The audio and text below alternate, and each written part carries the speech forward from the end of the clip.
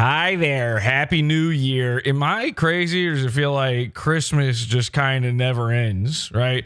Like it starts way too fucking early and then nobody takes down their decorations and something about January. There's just really nothing going on in January where, it just feels like it's Christmas. Christmas is kind of taken over and all that merriment, all that cheer, all that fun kind of need to drop some sort of chaos and mayhem into it. It's a little annoying, quite frankly. So the war on Christmas, Podawful's war on Christmas continues. See, here's the thing. All right, let me explain something. I love Halloween. And unfortunately, internet Tumblr witches are ruining it by calling it spooky season, right? Now, the mascot of Halloween and of chaos around Halloween has been Joker guys for many years now. The Earth's Jokers. We've got these guys that got green hair. They got a big evil smile. They're laughing and cackling and planning maniacal bad things. Obviously, Joker guys are goons of Podawful. Then something happened. An incredible, unforeseen event took place. Joker 2 came out and bombed bad. Now Joker guys are kind of over. It's almost done. And they tried to replace, there's other types of guys. There's Deadpool guys and there's, believe it or not, Willy Wonka guys. I call that one. That is a thing, Willy Wonka guys. But Joker guys were where it was at. And then Christmas kept encroaching. Then Joker 2 bombed. Now Joker guys are kind of over with. It's almost gone. So I was thinking about this ever since Halloween. I was thinking, what do you do? How do you fight back against this evil Christmas spirit? And I came up with something. I thought of something, and it's kind of incredible. Now, a few weeks back, I called this. I said, Grinch guys are the new thing. Green hair, evil plans, big creepy smile. It's all there on the paper. Check this out. This is incredible. Joker guys are done. Grinch guys are officially in. You've got Grinch guys flying into neighborhoods at this point. People are dressing up as the Grinch, going outside. They're doing the entire act. Ladies and gentlemen, everything is now a purposeful inversion of beauty and purpose. You see, no more Santa Claus. It's genius. The Grinch wears a Santa outfit. It's perfect. The perfect replacement. You get all the Santa with all the evil. The Grinch is Santa Claus for atheists. It's almost too perfect. It's like Reddit Christmas. It's a way of getting to say fuck Christmas while still getting to wear the Santa hat. It's getting to be childish and impetulant. It's beyond being a Scrooge and simply not caring about Christmas. No, you get to actively seek and destroy Christmas without destroying the least important part. The part that the Reddit atheists love the most. The commercialization. Ladies and gentlemen, welcome to a new world. A world where the cringe of the Grinch is stealing Christmas. And yeah, it's January and we're still talking about this. This is Podawful.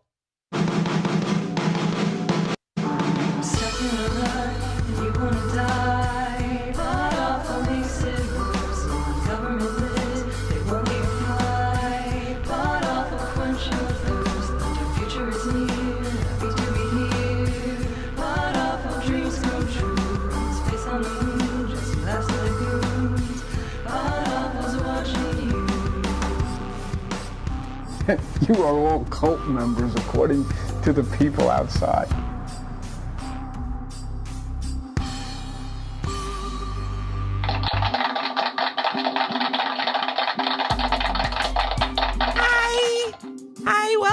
to the moon base. It's me, your host, Jesse P.S. Welcome, cult members, to Podawful. Welcome, henchmen. Welcome, goons. Welcome, everyone. We are now doing daily live streams. We got a lot of catching up to do. Obviously, we missed a lot of stuff. I've been planning and thinking about this Grinch stuff now for over 2 months, basically. This Grinch thing has really got me. It's really insane. We are live as we are. Happy to be here, by the way. We're live as we are every single day now. Every day at whatever time I feel like and whatever seems to make sense to me for right now until we decide a real schedule over at podawful.tv. We got the live chat room going on right now. What are people saying? Slow zoom, Moonbase looks great. Beware. Thank you very much. It's beautiful. They're saying in the chat room. By the way, we also have, and this is almost too insane. This is almost too disgusting, really. We also have co-hosting with me right now. We've got Dirk. Hi, Dirk. Hi, Jesse. Hello. So it's not going to be a bunch of people on Discord all ruining everything, but I will have a little somebody to sort of sound off on and play around here with. And look at this man's little bald head. Look at that. Hello. Okay. Hello. Are we doing? Oh, are we still doing the testing thing? What do you? No, we're not testing. You can stop doing. Oh. We ran a test stream last night and we were testing some stuff. So anyway, Dirk is here. And by the way, any man servants can join in. If you'd like to call into the program, join our Discord, podawful.com/cult. Jump in the call in channel and you can call in too. Because here's the thing. I would like to hear people's interactions with Grinch guys. I have a feeling more people this year have had interactions with Grinch guys than any previous holiday season. Am I crazy? Doesn't it kind of feel like Christmas just never fucking ends? My little sister's really into it all of a sudden. It just happened out of nowhere. And her friend's really into it too. I'm like, what the hell is this? Why is the Grinch popular again? Yeah, what? Okay, well, I have the answer. See, isn't this incredible? Mm-hmm. I know the answer. So call in podawful.com/cult and we will drag you on air and get you in here. And I would love to hear any Grinch stuff you got from this year. This has been an incredible thing. Here's the thing. Here's how it started for me last year. Before Halloween, while they still had Halloween decorations on sale.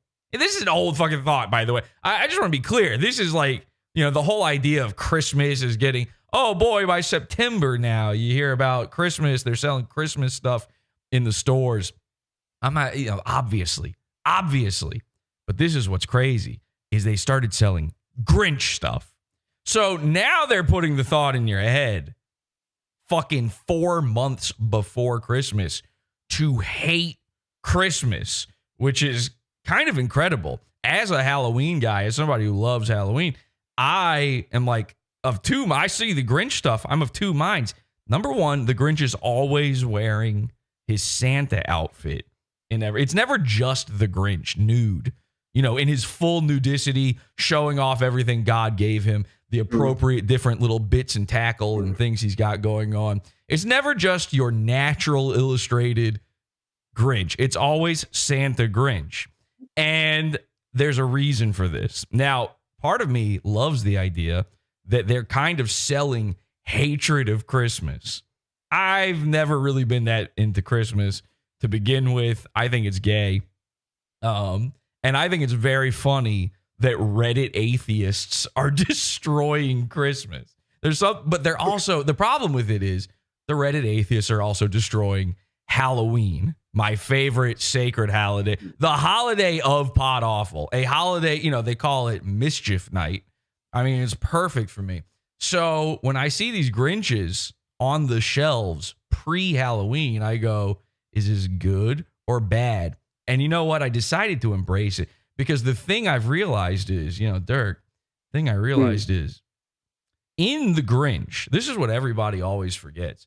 In the Grinch, his heart, if you recall, grew 3 sizes that day. Remember? Yeah. And I remember. He became an actual Christmas guy.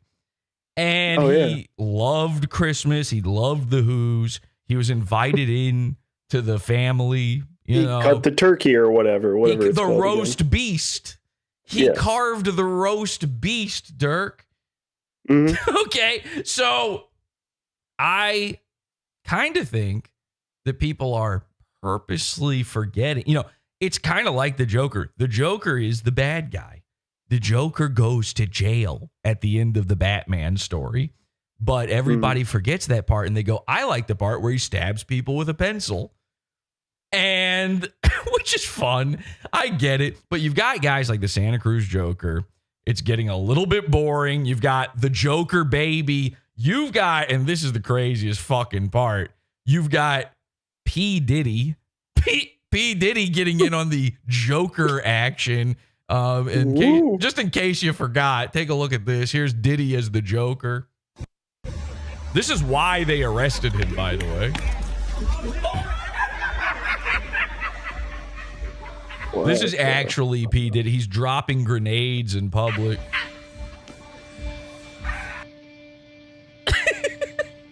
What the? He's getting into. You, nigga. Yeah, him. He's getting into black guy scrapes with other black guys. Just You're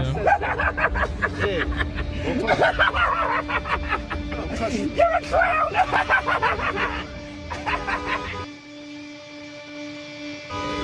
What's up, baby? What's up, baby? What's up? You don't like me? You motherfucking get to it, nigga. That's not something the Joker should ever say. You motherfucking front, get to it, bitch. Don't fucking play with me on Halloween. I'm out here with love, nigga. You wanna have love? What up, then, nigga? What's up? Fucking come out here and I'll bust your shit. Wow. Imagine. So you can now quote the Joker as having saying, I'm coming out here with love, nigga. That's an official Joker. Hey, keep it pimpin'. Powerful. Never talk to me like that, nigga. I'm love, nigga. Who is giving this man a flamethrower? This is insane. And by the way, Elon Musk. Isn't that an Elon Musk flamethrower? Isn't that one of the... doesn't he sell flamethrowers or something? So you need to look into this. Musk has been with Ghislaine. He's been with Diddy. They've locked him up. And this was... I know there's going to be people out there who think this is some sort of like CIA sort of... They set him up with this Joker thing right before busting him on purpose so that they would, you know, they want this out there before For the Joker 2, really. If this had been Joker 2, more people would have fucking seen it. It would have. This involves P. Diddy involves slightly less rape of a guy than the movie Joker 2. So that's an interesting just little tidbit there, you know.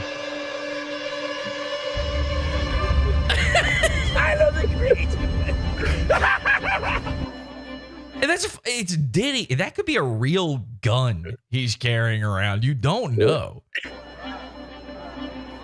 Hey, hold on. I don't think that you heard me.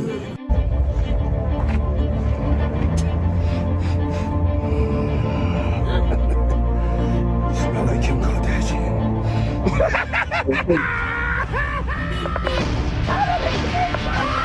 That's Tyler the creator. This isn't the whole video. That's Tyler the creator in that truck, and Diddy tries to open up the truck and get in there and murder him. He chases after him and stuff.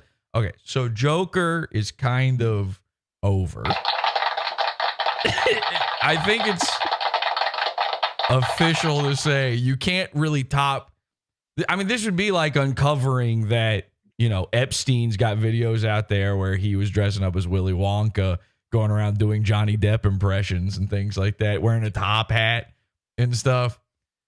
Which Willy Wonka also should have probably, just the guy, Willy Wonka, should have been investigated, inviting children to come die in his factory filled with bizarre slave labor. The heroes of Reddit, you know, these guys, they all like to emulate. They're people, you know, like a normal guy's literally me character is like somebody Ryan Gosling played in a movie. Pick one. Yeah, even that one. Oh yeah, definitely the one you're thinking of right now. If I know my audience, I know the Ryan Gosling character they're all thinking of right now, and it's the Nazi. But the point is, a normal guy I was going to say goes, the Barbie character. or Ken. A lot of you guys are Ken up for me, but a lot of people out there, they go, oh, a literally me character, a cool guy in a movie. And then a Reddit guy in his head goes, who's a murderer and a rapist? Because I would like to pretend to be them in real life, and I would like to dress up as them all the time.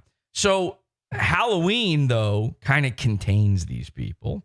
Halloween is this nice, safe place for them to hang out and it gives them the excuse to put on the costume.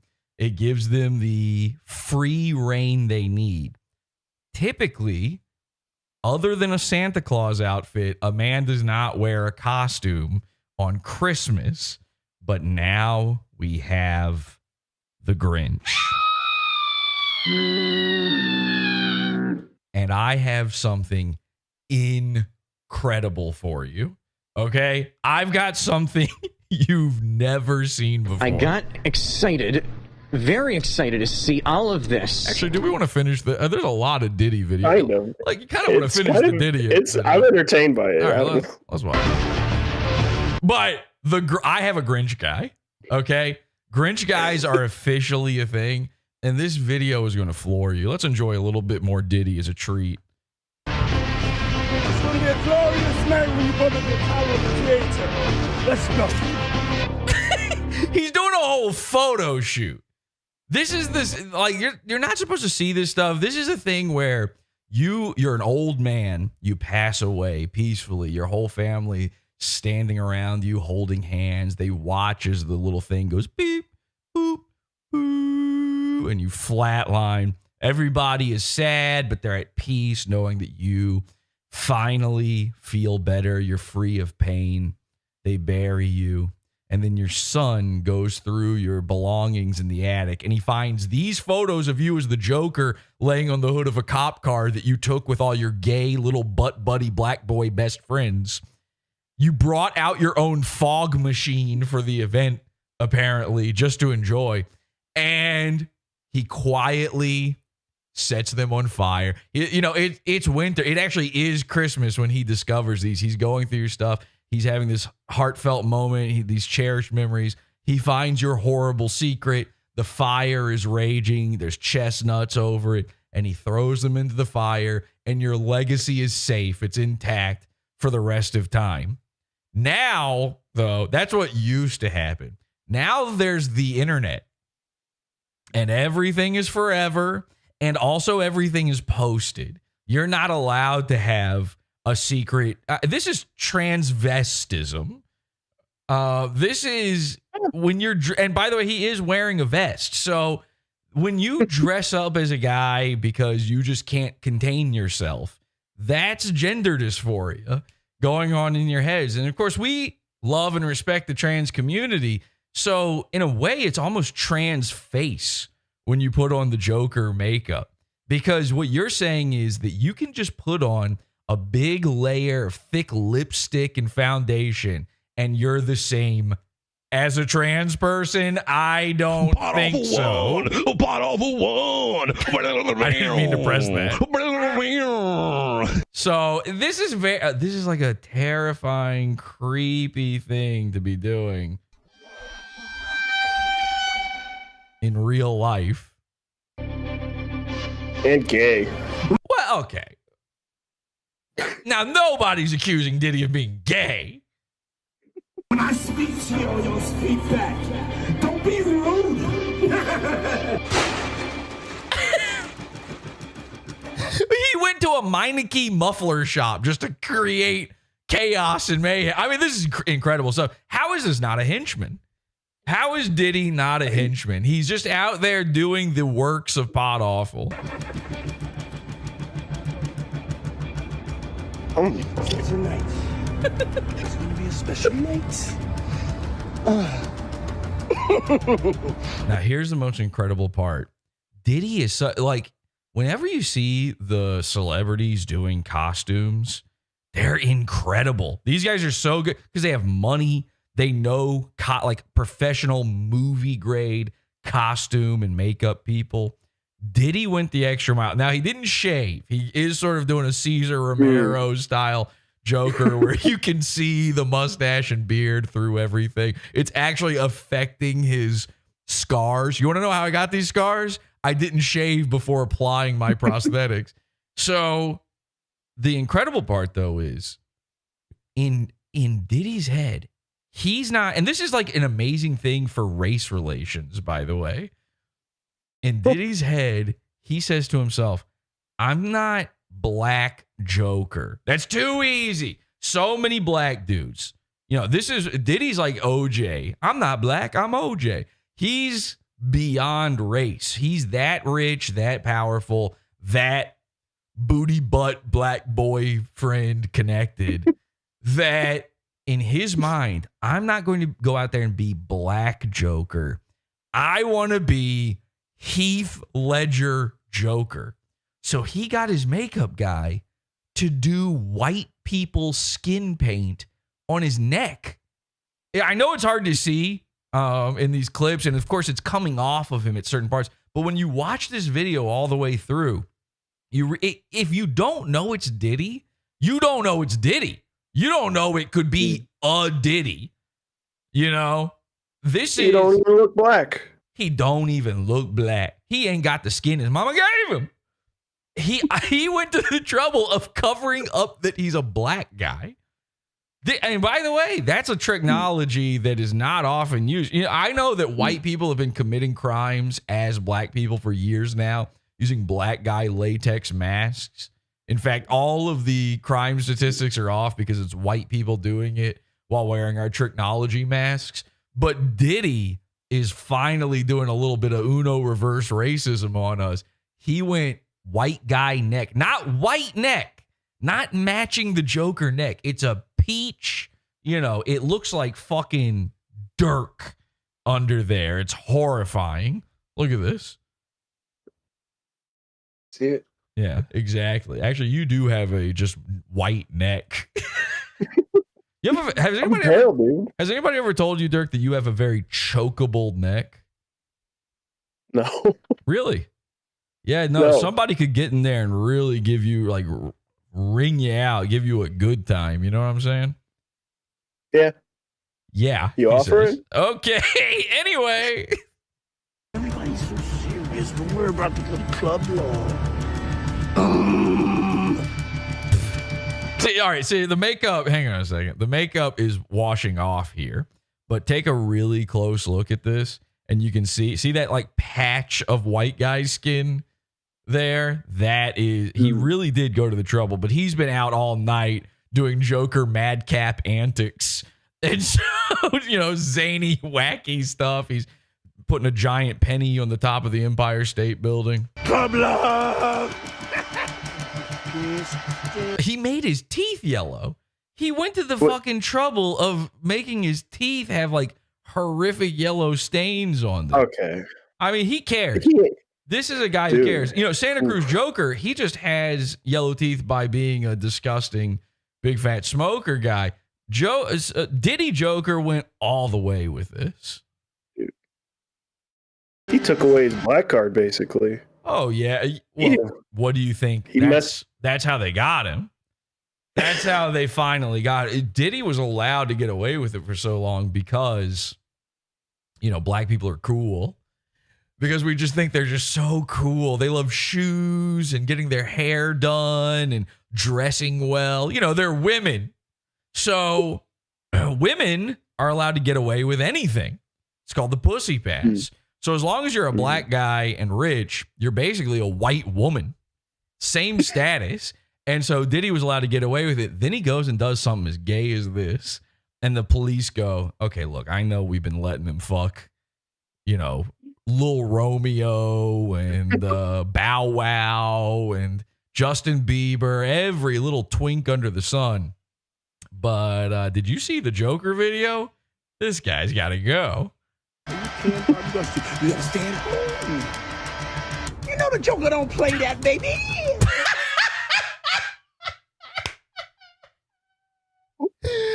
Damn. The Joker in living color. The fucking serious music too. This is crazy. Look at this crowd. They're like, yeah, the Joker Diddy has his own henchman as well, which is amazing. I saw that. He Yeah, forced cool. other dudes to wear the henchman clown outfits. But you can see in the crowd here, people are like filming him and watching it. They're not liking it. They're not enjoying it. They cannot believe their eyes right now. Obviously, look, it would be crazy if Diddy was doing anything, you know? Typically, if you're in the crowd and Diddy stands up and starts saying something, you go, oh, it's a celebrity. So you go, oh my God. And then 2 seconds later, you're covered in gallons of lube and you don't even know what to do. You freeze in place like a fucking mosquito in amber. Look, this gay guy right here, this is one of his booty butt buddies. And even he's like, I can't believe what I'm seeing right now. This is insane. Girls are going to dance with girls and guys. What? Jada Boom, let's go! He hired a cop car to do a photo shoot.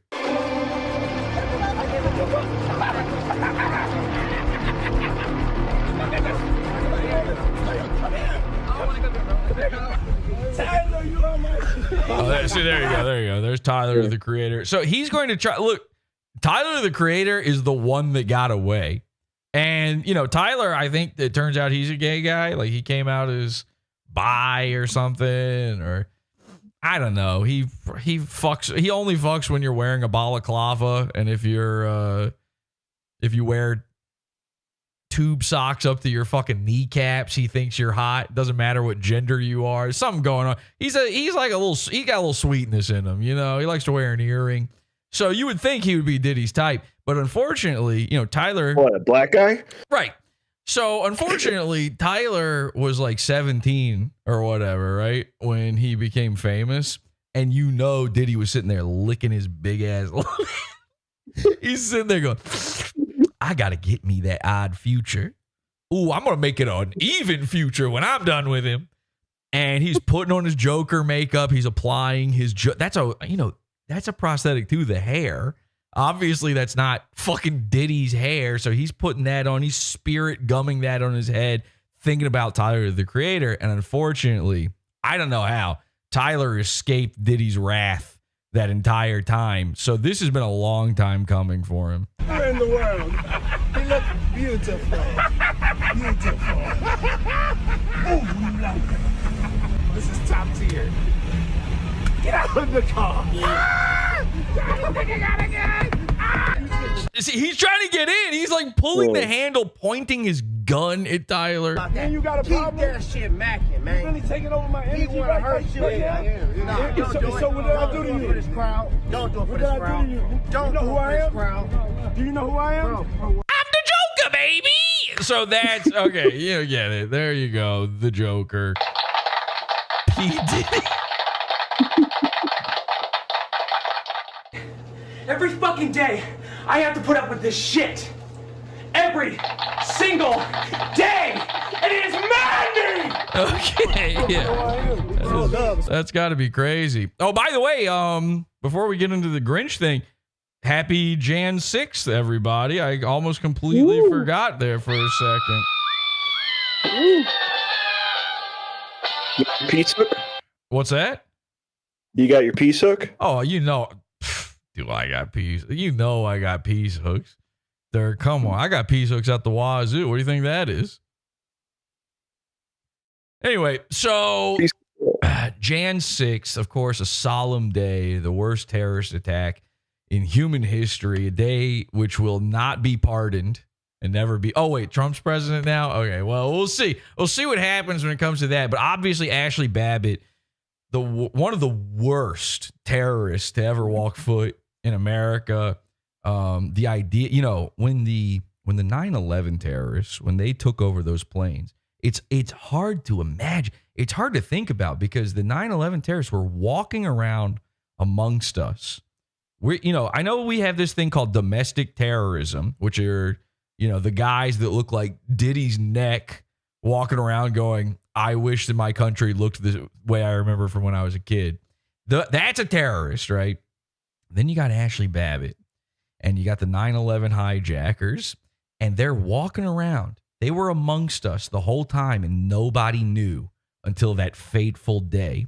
Ashley Babbitt, she had a job, she had a life, she had a family, she had parents who all lived in America, and none of them knew, not a coworker, nobody, that she was planning to try to murder every single congressman and senator all on Jan 6th. And that was 4 years ago now.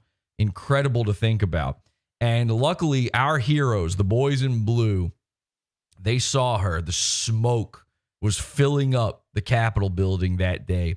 Gunfire everywhere. Ashley Babbitt was armed to the teeth. She was actually dressed as the Joker. She had thrown a grenade inside the Senate chambers. She was blasting everybody. And one lone hero took out his sniper rifle and put a permanent end to that terrorist. He shot her straight between the eyes, a perfect headshot.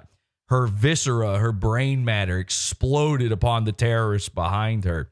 And for that single moment, that solemn, solitary moment in that dark and dreadful day, there was finally a small beam of light. And of course, it was shining directly through the newly placed hole in her skull. And we thank the hero who did that. I don't remember the man's name. And unfortunately, that's the kind of world we live in, where we remember the terrorist names, but we don't remember the heroes. People, today, on a day like Jan 6th, I want you to remember the heroes. Now, that doesn't mean that we should forget those who were in charge. Those who did the bad things. Those who hurt our nation permanently. A dark, dark scar on America's heart. And of course, who were the ringleaders? Well, for starters, Nick Fuentes, who is still free. Now, the CIA did attempt to finally take down Nick Fuentes a couple weeks ago. If you'll recall, Dirk went to Nick Fuentes' house. This is the guy. Yeah. This is the one right here. And he wore a mask. Here's his real human face now. This is Dirk. So, Dirk, you went to his house. Now, an interesting thing took place on that fateful day, because you didn't know it at the time. I didn't know it at the time. And I didn't tell you to go to his house. We did a whole episode about this. The last episode of the show was all about this. But you went to his house wearing a balaclava on the same day that a man supposedly showed up and tried to enter his home and murder him. He tried to murder Nick Fuentes. Now, what happened with that exactly? You were trying to scare Nick and you wanted him dead? No. I just wanted him to know his body, my choice. Right. So we wanted to do a little joke. Just a simple, everyday kind of prank where you show up to a guy's house wearing a mask, holding a sign, insinuating that you are in fact in charge of his human body. Normal kind of thing to do. Unfortunately, again, a gunman had showed up. Now, here's the thing. I did the last episode. I was very apologetic about this because I couldn't believe the timing. And I thought, we didn't intend for that to happen by any means, obviously. It was insane. It was funny. I don't regret it, but it was very optically poorly timed. And I want to do an addendum to that episode right now. Let me just start by saying, number one, I am no longer sorry. Nick Fuentes deserved us showing up. And furthermore, he didn't have a gunman show up to his home. Now, I know what you're thinking. You've seen video of it. Of course he did. That was not a gunman.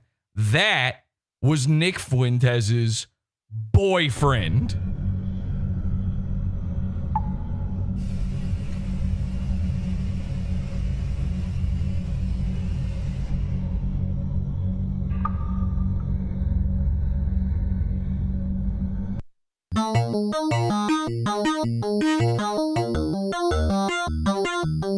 Is this a cult if I ever heard one? Yes, it is. It's a cult. I mean, it's the cult of cult.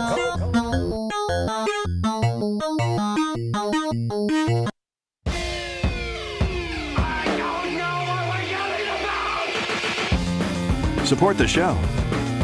Join the Pizza Fund. Podawful.pizza. Pizza.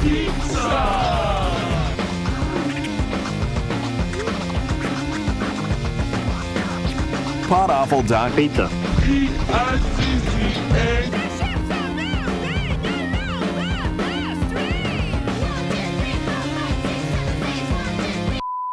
Oh, in the chat room, Chris says, can't wait to hear about this story arc. Oh, well, then go back and watch the last episode of Pod Awful for sure. It's all about this entire incident. But let me just be clear here. The guy who showed up to Nick Fuentes' house, number one, it came out after that, and we haven't heard any new info. It's been weeks, and there's no new info. There's nothing on why he did it. Here's what happened. The guy who showed up to his house, before he showed up to Nick's house, had murdered 3 people. He knew one of those people. We unfortunately misreported last time that this was like a family annihilation sort of thing. No, it turns out one of the people he murdered was a former roommate or something of his, or a friend. And then the other 2 people were just that guy's sister and mom. Now, terrible, horrible tragedy. I feel really, really, really bad for the victims. Nick Fuentes is not a victim. You wouldn't know it by looking at his Twitter timeline. You would think that only a gay guy, only one of the Earth's most femme sort of little, I mean, you've seen the pictures, you know about the Catboy Ranch. Listen, Nick Fuentes has made it all about him. I can't believe a man showed up to my door with a crossbow and a gun, and he wanted to murder me. He showed up to these other people's door and murdered them. When he got to Nick Fuentes' house, he just respected his lock. He went around to the back. There's video. He tries to go into the back door. It's locked. He goes, never mind, and gave up. After that, he goes to a neighbor's house, a neighbor of Nick. By the way, he's Nick's neighbor. He lives 10 minutes down the street from Nick. Nick tries to make this big deal about the guy drove 2.5 hours. And you're going to say, I wasn't targeted? Yep. You know why? Because the guy lives 10 minutes away from Nick. The guy traveled 2.5 hours to go murder those 3 people, then traveled 2.5 hours back to essentially the street that he fucking lives on. Now we find out that, he goes into the neighbor's house and he shoots their dogs, and then he shoots at the cops, and then he gets shot and he's dead now, right? And so we'll never know. We'll never know what happened. Come to find out, the guy is a thin, twinky white boy who went to Catholic school. Ladies and gentlemen, this is a fucking groiper. Are you fucking kidding me? That's a groiper. That's one of Nick's little black booty butt boys. It could be an ex. He's just mad at him. Look, there's like 3 options for who this is, okay? This is Nick's ex-boyfriend, and he was looking for a place to hide out after murdering. This is a groiper who, by the way, groipers all pledged to kill, rape, and die for Nick Fuentes. That's a real thing that Nick Fuentes made them all pledge to do. So, of course, he's going to go to Nick's place after he's killed for Nick. He killed for Nick. Okay? That's option number 2. And the big thing, I think the big piece of proof on all of this, I didn't realize it. You know, I noticed it during the episode, and I think I even say something kind of about it, but it didn't. The wheels weren't spinning mid-show for me to do the math on this. Nick has made a big deal about the fact that the guy definitely knew that Nick lived at the house, because the guy on video, he goes, "Yo, Nick." Yo, Nick. Really? Because here's the thing, Dirk, you were at his house. Yeah. What was all over the front porch of his house? Mail. Unopened Amazon packages. His mailbox overflowing with mail. Mm-hmm. What did the guy do right before he says, yo, Nick? He looks at the mail. Now, here's the thing. I've seen Groypers, and this is a retarded point to try to make. I saw a Groyper say, well, the mail would have said Nicholas, but he said Nick. It's like a normal person can do the math, the Nicholas math, the Nick to Nicholas pipeline math on that. But forget about I could do that. Forget about that. I realized something. I think I'm the only person who's said this. There's a reason he's not opening these packages. He's not opening the packages because Nick Fuentes did not order those packages. Nick Fuentes was getting slaw bombed by people who hate him. Not me, but people were sending him, they're sending him cow feces and flies and roaches and, mouse droppings, whatever you can send through the mail. People are sending because he got doxxed. Everybody knows where he lives, right? So that's how I found his place with all the mail. Exactly. So the mail is piling up because he's not wanting to open it. Now, if you hate Nick Fuentes and you want to send him a hate package, do you put Nicholas Fuentes on the package or do you put Nick? The packages said Nick on them, ladies and gentlemen. So option number 3, the guy didn't even know who the fuck Nick was. Random house. He lives, again, 10 minutes away. He went to a random house. It just happened to be Nick Fuentes. He tried to get in. He respected the lock. Then he tries to get into the neighbor's house. And we don't know. Nick claims the guy pulled up right in front of my house and parked and then came straight to my... You don't know that. You don't know that he didn't try 50 houses on the way. The timing, it was 2.5 hours. The timing means he had to have done... Bullshit. You don't know. We only know what's on Nick's cameras. So I take back half of the things I said in the last episode of the show. It's been a real discovery what's going on with all this. The dude, the gunman looked exactly like Teddy Feezer. I mean, the exact same physiognomy. The only difference is Teddy Feezer is fucking bald.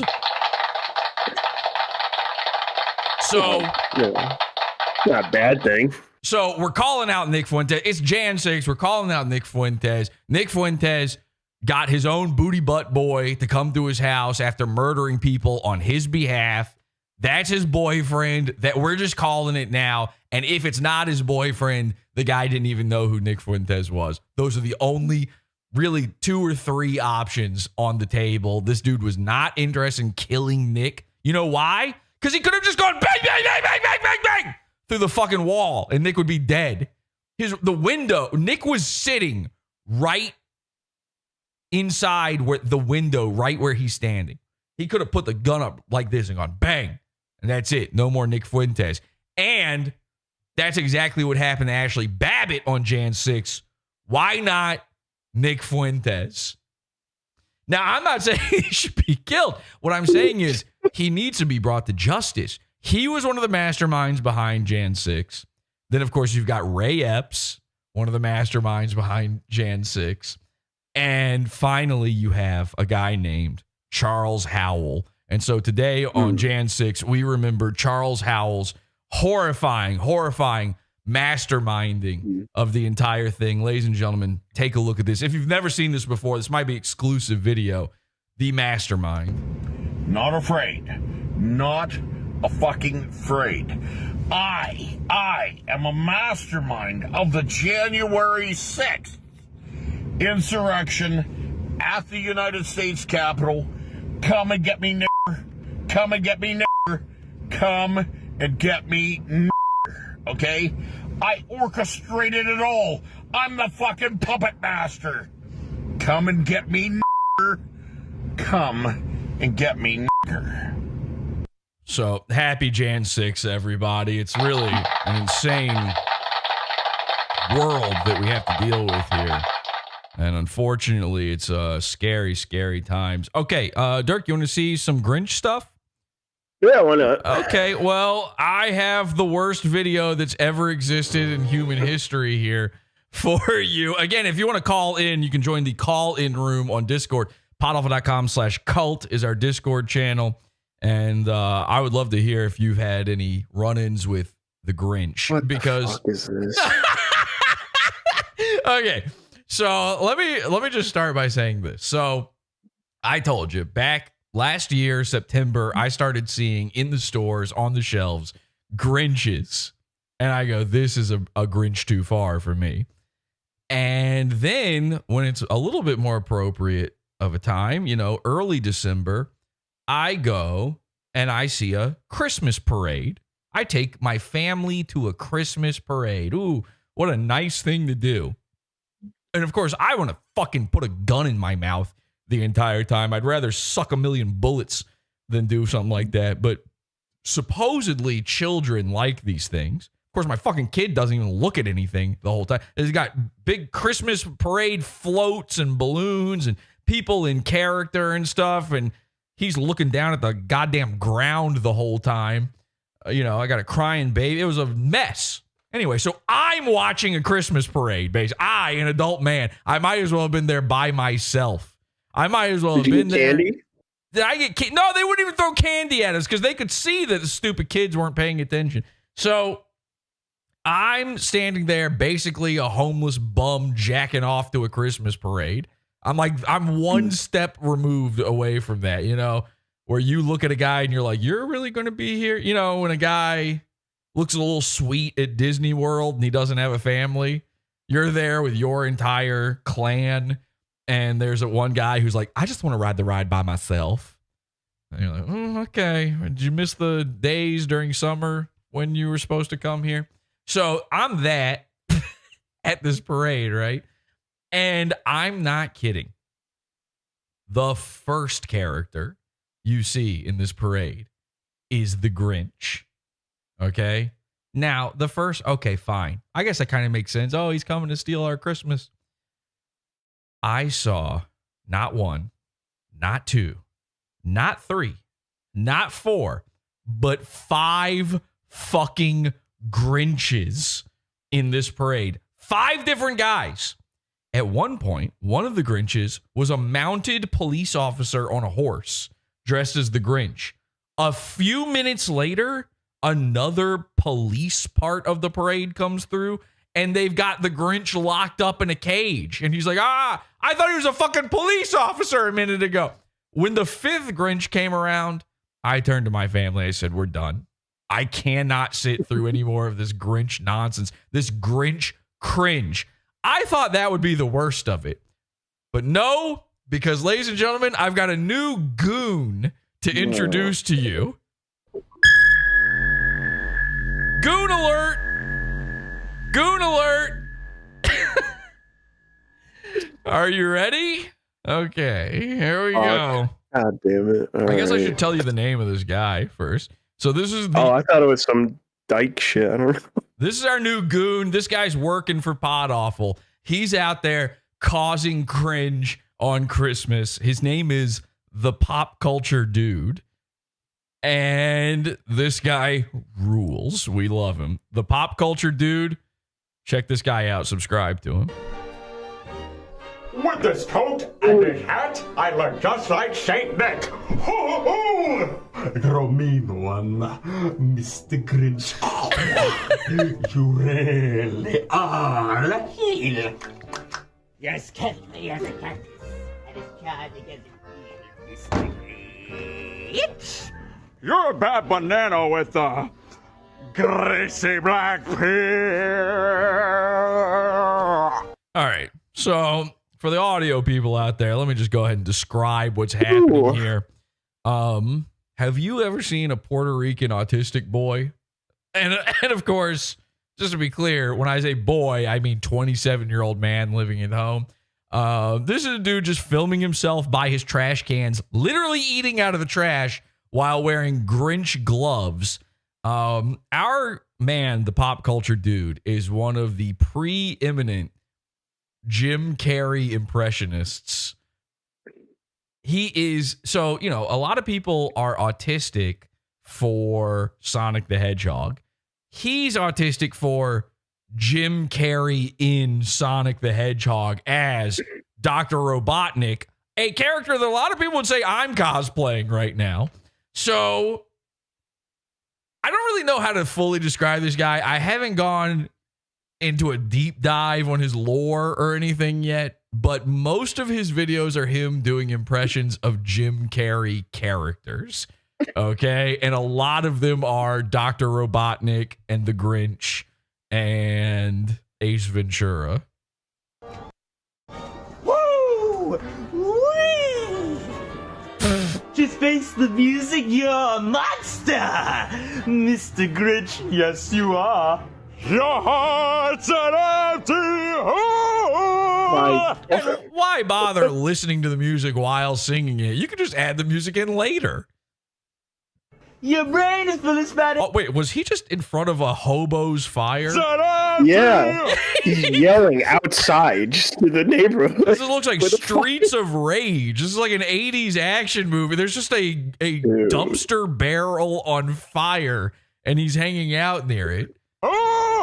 You know, like 2 seconds later, a homeless guy came up and cooked a can of beans over this thing. Your brain is full of spiders, you gotta get you so Mr. Grinch. I wanna touch you with a 39.5-foot pole.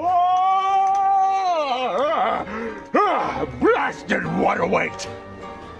Max! All I need is a reindeer. If I can't find a reindeer, I'll make one instead. Is that a pit bull? Oh, man. The fact that this guy still has a face is a Christmas miracle. You really shouldn't like the Grinch so much. Santa Claus is looking out for you. I asked for 3/4, not 5/8. Stay focused! Longo! You know, if you ask the who's who of Whoville, no one's denying!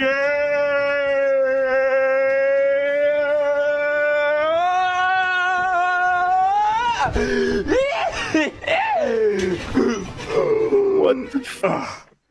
Our bad's a little slow. Wait, two beds. Huh?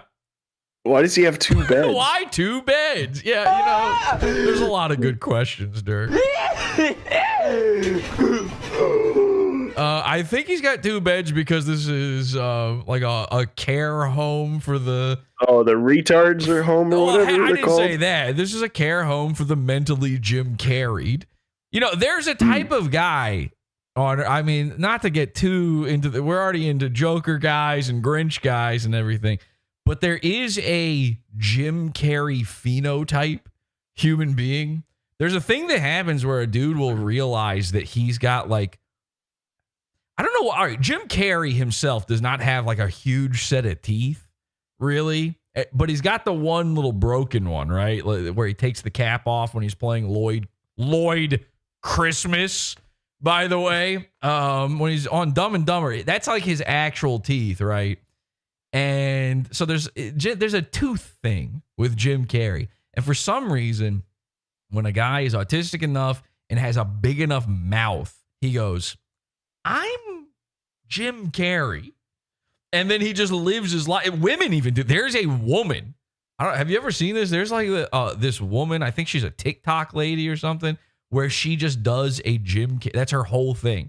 She's a female doing Jim Carrey impressions. Maybe somebody should pull that up and throw it to me because it's actually pretty psycho as well. It's scary. Jim Carrey phenotype is a thing. Watch out for it. If you see a dude with a really big set of chompers, you know, sort of a Julia Roberts style mouth, like a horse's mouth, maybe one chipped tooth or a big gap in his teeth, or classically, the classic phenotype is this. He's got stinky cheese man teeth. I don't know how else to describe that. It's a bunch of little separate nubs of teeth where there's a space in between each one. If you've got that, teeth? No, you have to have teeth. You have to have as many, you have to have more teeth than humanly possible normally. Like you've grown a jaw to accumulate extra teeth. That's a Jim Carrey phenotype. I guarantee you may have noticed it. Maybe you saw him sort of quote Dumb and Dumber or something at lunch. A guy you work with where you're like, does he keep saying Ace Ventura shit to me, or am I just imagining that? He keeps saying, so every time you light up a cigarette, he's like, somebody stop him, he's smoking. And you're like, what the fuck? Something like that you might have noticed, or it might be his horrifying secret where one day his children will bury him and protect his legacy. And somehow the internet has not gotten to him yet, but it is a guy. It's a type of guy. He's out there. Ugh. Our bad's a little slow. Well, that's what these tests are for.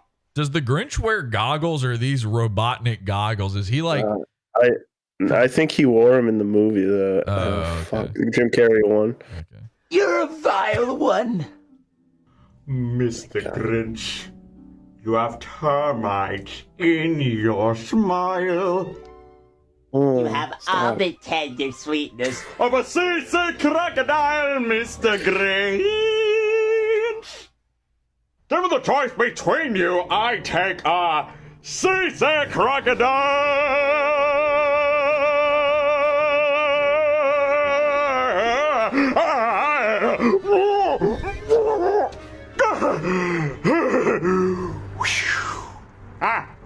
Almost lost my cool there. But anyway, that was brilliant! We did it! We did it! We did it! Okay, so, the attention. I mean, this is all to be expected from a certain, mentally aged man. I'm being informed, by the way, right now. Deacon Blue says, FYI, in Catholicism, tonight is actually the last night of the 12 days of Christmas. I'm familiar. It's the last night of Christmas season, so technically we're not late. So right now, if Nick Fuentes' boyfriend weren't obliterated in the head with bullets, he'd be celebrating the 12th night of Christmas. He'd be getting fucking so many lords a-leaping right now. So we're not late. Yeah, good point. What is the 12th one? What is the 12th day of Christmas's present? Do you know? Sir? No. Of course you sing the whole song for me real quick, just so I can. How does it start? The Partridge in a Pear Tree song? You don't know that song? I forget. 12 things to sing in. 12 things to sing in. He's okay. Fucking retard. All right, let's. That wasn't so bad. What's it, Max? Max? Whatever. He's not even here. Hey, anyway, nice number. Brett, at the gate. Moving on. Oh, yeah, he's doxing himself. Nick Fuentes did this and a gunman showed up. I'm not sure you want to... Maybe he's hoping Jim Carrey will see the video and show up to his house. On. All right. Ho, ho, ho. So, it gets worse. Okay, we're not done yet. It gets way, way worse. Cool Funko Pops. I like it. Nice. How the Grinch Stole Christmas. Sonic. Well, of course, Sonic, Funko Pop. Again, the Grinch is the Father Christmas of Reddit. This is a Reddit thing. Like, this is a Reddit phenotype guy.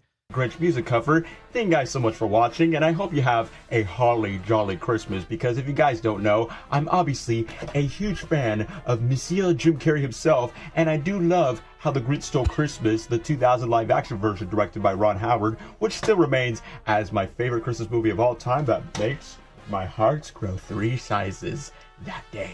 At least it doesn't give me like a heart cardiac arrest, but all joking aside, hope you guys enjoy your Christmas, carving the roast beast and having the hoop pudding and having all the num-nums and the gifts. But all that's in full disclosure. Thank you guys so much for watching this Christmas cover. Full disclosure? How is that full disclosure? Again, this is the problem with the internet. You're not supposed to be disclosing these things. You're trans on the internet. Stop it. Keep this a secret. This is a secret that your child tells the fire and no one else. Okay? No full disclosure needed. I'll definitely wish you guys a happy new year. And one final message just to end off this video to say to the Who's. Now, pucker up and kiss it, Whoville! Oh, the humanity! Okay. Dirk, let me ask you something.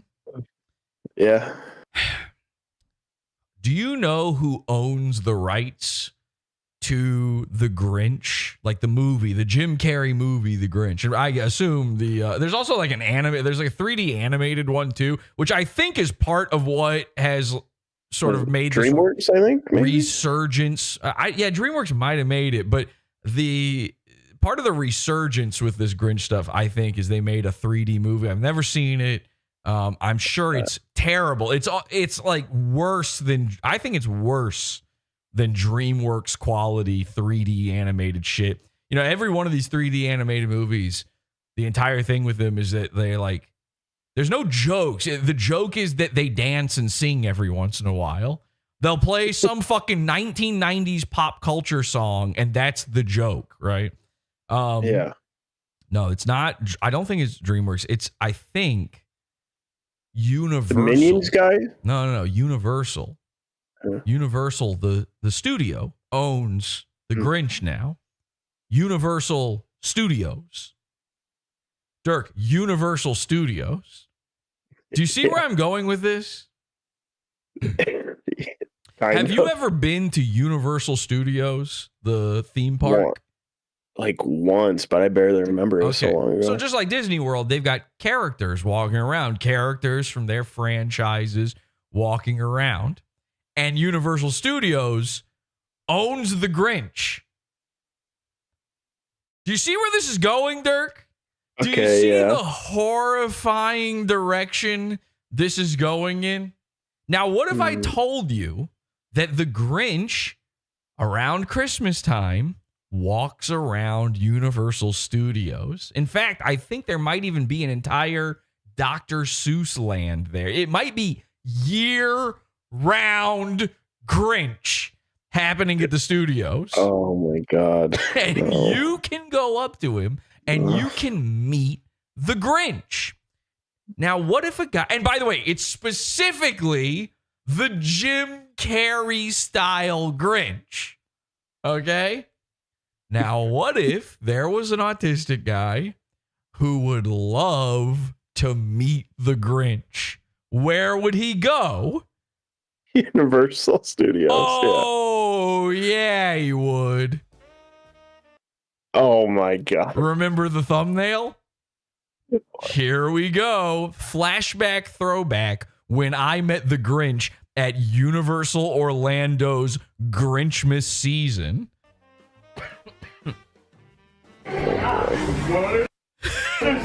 Okay. So what the fuck? So what is that? Universal Studios pays some poor idiot to pretend to be the Grinch. Now, this is a thing.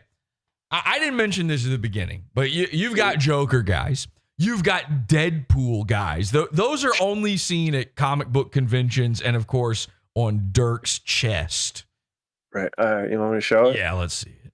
Go ahead and show it. Yeah, Dirk has the most embarrassing tattoo of all time. It's the worst tattoo, yeah. Absolute worst thing. You're freezing like crazy. Is that on my end? I don't know. Okay. It's pretty funny, though. All right, terrific. So, oh, by the way, hey, nice shirt, by the way. Thank you. That's a cool shirt. Very comfy. That's a nice shirt. Ladies and gentlemen, the Podawful Rufio Phoenix t-shirt, She Lives. Our hooded long sleeve tee. Show the sleeves, Dirk. Show the sleeves are awesome. The sleeves are like awesome. There's designs on the sleeves. And of course, I'm wearing the Podawful sweater here, which you can still get. I was going to get rid of this. I should show this real quick. Sorry to take up the time here, but you're about to see the thing you came here for. Let me go to podawful.shop. I was going to get rid of this first of the month, and because I wasn't doing shows, I decided to keep it up. This sweater fucking rules. You can go get it right now at Pod. You got the sweater too? Yeah, mine's in the wash right now. So this is like its third wash. Podawful. You're on the third wash. How's it holding up? Yeah. Seems all right. Yeah, I think it's better than this one, actually. This one, it's kind of scraping off on the front. Well, you're washing it wrong if you're doing that. There's literally instructions on the site how to care for this properly. If you're washing, I'll just buy another. If you're washing it that much, you're doing it wrong. Anyway, the point is, podawful.shop, you've got the sweater. It's still available. I'm going to leave it up for now, okay? Because it's just getting cold for a lot of people right now. So we're going to extend it. I said it was a limited time. We're going to extend the time. Podawful.shop. Go get yourself the sweater now. The sweater rules. I'm actually extremely happy with it. This is not a print. This is not a printed sweater. I didn't realize I had to say this to people. This is knitted into the fabric. This is actually the fabric itself, the design on this. This is a knit sweater. And then all of our designs are actually, I've got on our other shirt as well. And I didn't mean to do this, but I just realized I am wearing the female cop gun drawn Doggo Doesn't Die t-shirt as well. Go get it. Premium, basic, and limited time options. Podawful.shop. Support the show and wear something cool. And Dirk, just to be clear, is washing his shirt wrong. I have had the long sleeve. I've had both the short sleeve version and the long sleeve version of that exact shirt for longer than anyone. I've had it for a year before I was ever selling it. I've been wearing it the whole time. I've washed it plenty of times. The design has not faded. So Dirk is just an idiot. He doesn't obviously throw it all in the wash and wash it. Please pay attention to the fact that Dirk obviously has no clue what he's saying or doing. He's a complete retard. I just throw it in. Yeah. He just throws it in with everything else. He thinks that he washes his cum rags and his underwear, his dirty boxers with it and stuff. You're supposed to turn it inside out. You want your nice big prints like that to last? At the very least, you can do is turn it inside out when you wash it. Anyway, all right, podawful.shop for that. All right, back to this. So they're paying some poor sucker to dress up as the Grinch, and this is what I was saying before. You've got Joker guys, you've got Deadpool guys. Now, Joker guys are typically just around Halloween, but now, of course, they broke containment and went out into the real world. Now we just have Joker guys, the Earth's Jokers. Then you got the Deadpool guys just at the comic book conventions. Then you've got Willy Wonka guys. Now, what I didn't say before is Willy Wonka guys are actually an offshoot, some of them, of a different type of guy. And that guy is Johnny Depp guys. Now, I know that's confusing. I was saying before, a normal person just takes like a cool, movie star and goes, those are my literally me characters. But Johnny Depp is different. The Johnny Depp guys, there are guys who pretend to be Johnny Depp in real life. That is an entire genre of guy. And there are guys who pretend to be Johnny Depp's characters in real life. And Johnny Depp characters, particularly Captain Jack Sparrow, are incredibly embarrassing on the level of the Joker. And you will find, and I'm not talking about just the guys on, the Hollywood Boulevard there dressing up. There are Captain Jack Sparrow guys walking around, and in their head, they're not Captain Jack Sparrow. You have to realize the psychology here. They are Johnny Depp. Like when they get into character, they're thinking about how Amber pooped in their bed and beat them and stuff. They think they're him.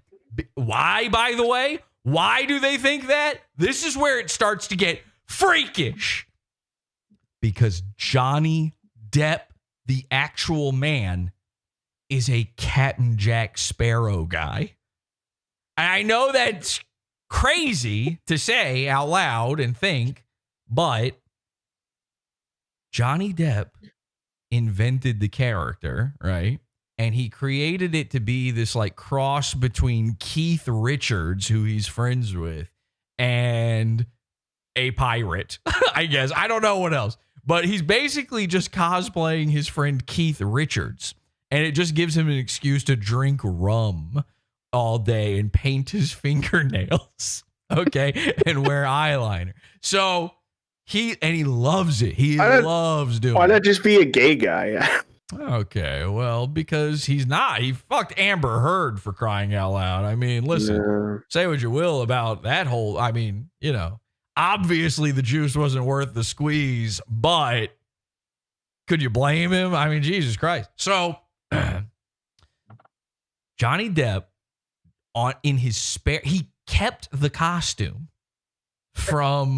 he stole it, basically. That's a Disney movie. He stole Captain Jack Sparrow from Disney, forced them to let him keep the costume. And now in real life, he goes around dressing up as Jack Sparrow and just he goes to children's hospitals. And I get it. That's like sweet and nice. And you see those videos and you go, oh, he's one of the few good ones. He's not Diddy. Well, he kind of is Diddy. Because he's dressing up as his children's character to go meet children. That's not a great look. And he is doing cosplay in real life. And he goes in character. But the character that the children are meeting is a drunk man.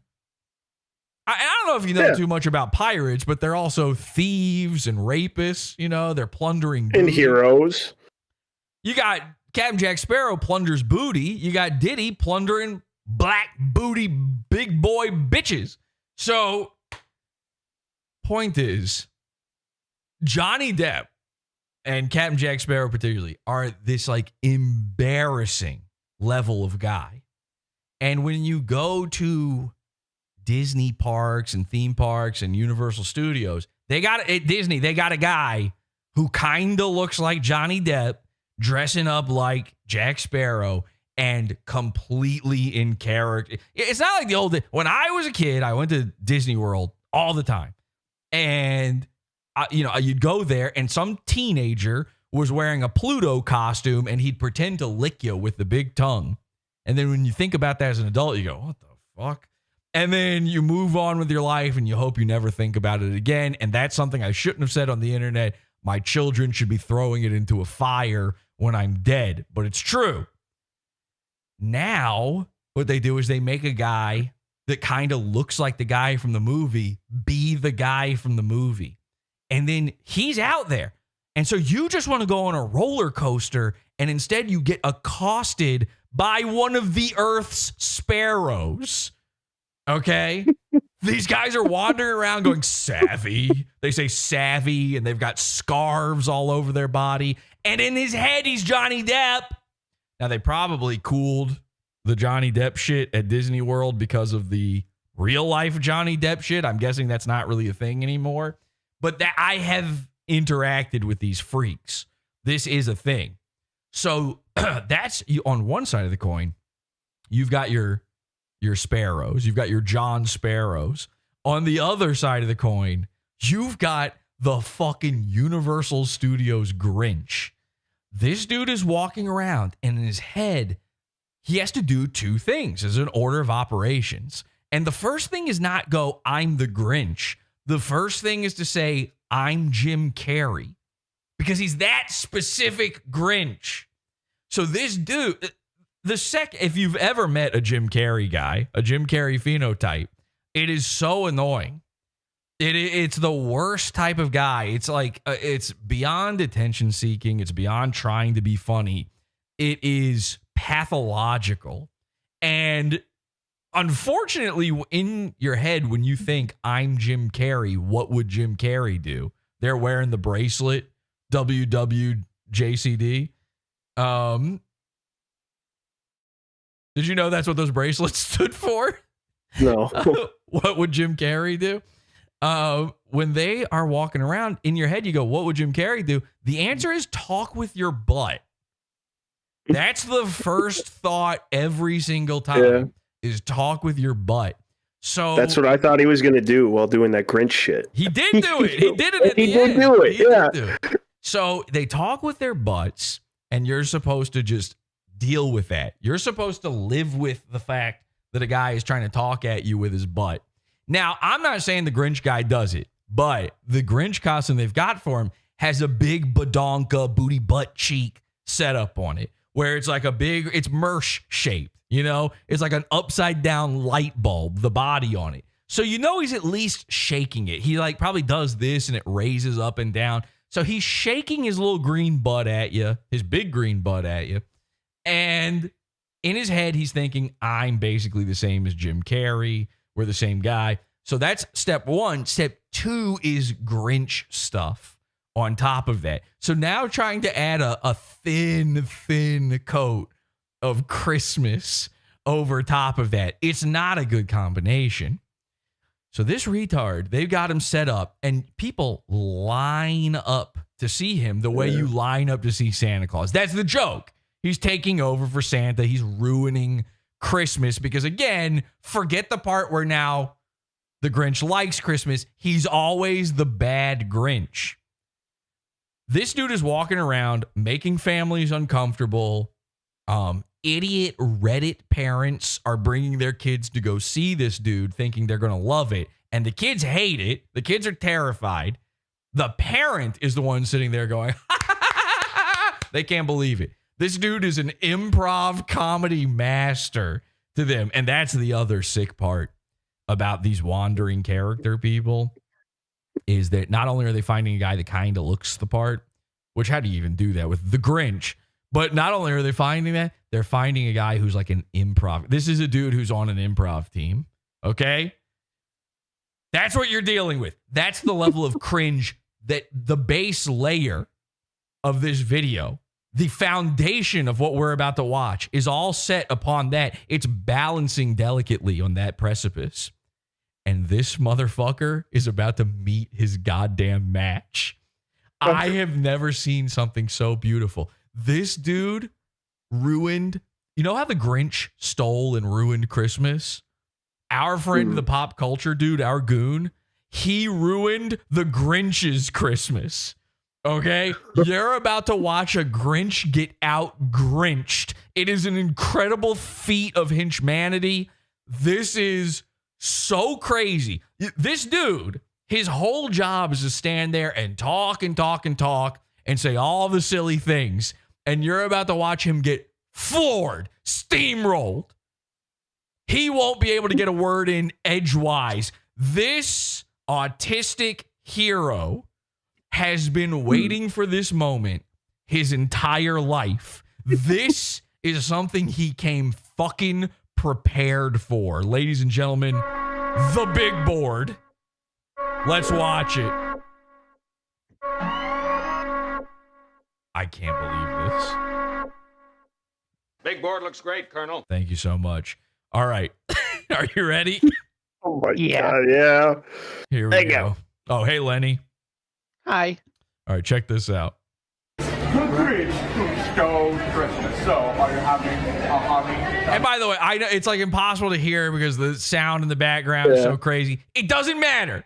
It doesn't matter. Just get the feel and the idea of what's happening here. It doesn't matter. The Grinch is already uncomfortable with this autistic guy. We're 1 second in, and the Grinch is so put off. He's so uncomfortable with this. I am the Grinch impersonator who stole the spotlight. That's why you didn't like that. I'm a big fan. I know lots of fans.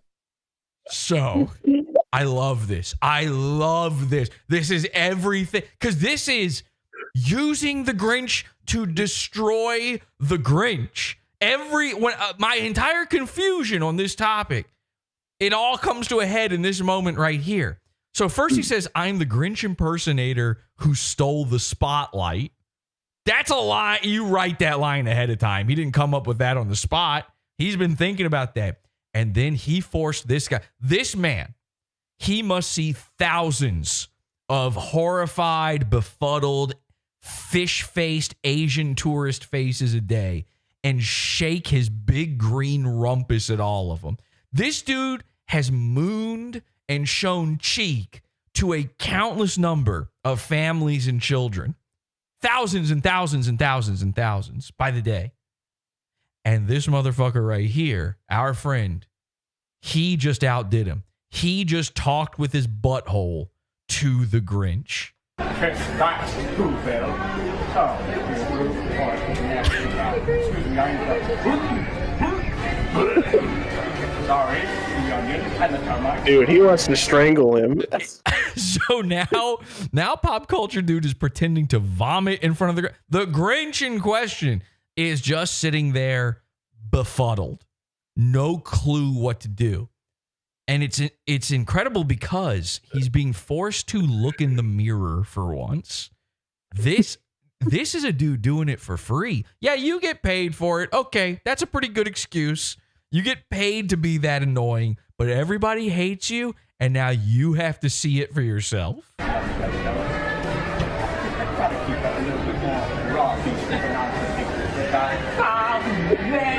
God. Now, this is where it gets great. So, Pop Culture Dude's got an entire routine ready to go. And he forgets for a second that he's even doing it for his own camera. He forgets that he's doing it for this line of people. He's got a whole audience in front of him here. This is like a big deal. And for this moment, all of a sudden, Pop Culture Dude gets a little too personal. He realizes he forgets. He completely forgot that he's not talking to the real human Grinch. Okay? Up close, this is amazing makeup. This is Universal Studios. Up close, he's convinced he's talking to a real Grinch. And so now he's having a quiet moment with the Grinch. He's now talking down here. He's doing his routine directly to the Grinch. We're not even let in on it. We're not a part of this. This isn't a factor of not having the right microphone or it being too loud. This is a secret between himself and his hero, Jim Carrey's The Grinch. Anyway, it's fun because we love fabulous. All right, you're taking pictures with him now. Bye. Okay. Oh, no. So the real Grinch, the real Grinch says, you're taking pictures with this guy now. And everybody's laughing and like, ha, ha, ha. Of course, everybody in reality, other than his mom who's filming this, is incredibly uncomfortable with this situation. So it's like a laugh of relief. Finally, the guy who's paid to say this stuff is saying something. Now, here's the thing. Why do I hate this stuff? Why do I hate this improv man? Because I've been this improv man. All right. When I was a teenager, I was paid to do improv comedy. And a lot of times what we got paid to do was go do like these corporate fucking gigs where you do a show but they would also like try to incorporate these improv exercises. It's like team building shit. It was totally retarded, but they, these corporate things, they've got these budgets where they got all this money to just burn. And so you get paid pretty decently for it. So I would do these phrase things. Corporate improv makes me want to die. Yeah. Yeah. Well, guess what? It makes improv people want to die. So it's real bad. So we would go on these corporate things and everybody knows this. Every business, every job site, wherever you are, they've all got their funny guy, right? I have been in this Grinch's shoes so many countless times where some guy thinks he's going to take over and become the star of the show. And you sit there and you let him. And his entire workforce, all of his co-workers or sometimes it's the boss, by the way, which is really embarrassing. All the employees are sitting there cringing, wanting to stick a shotgun up their ass and not pull the trigger, but ride it slowly. A slow process where they're forced to learn to enjoy the barrel. Anyway, these people, they want to, they don't like it either. No, so basically it's a Michael Scott situation. No one's having fun but the boss in that scenario.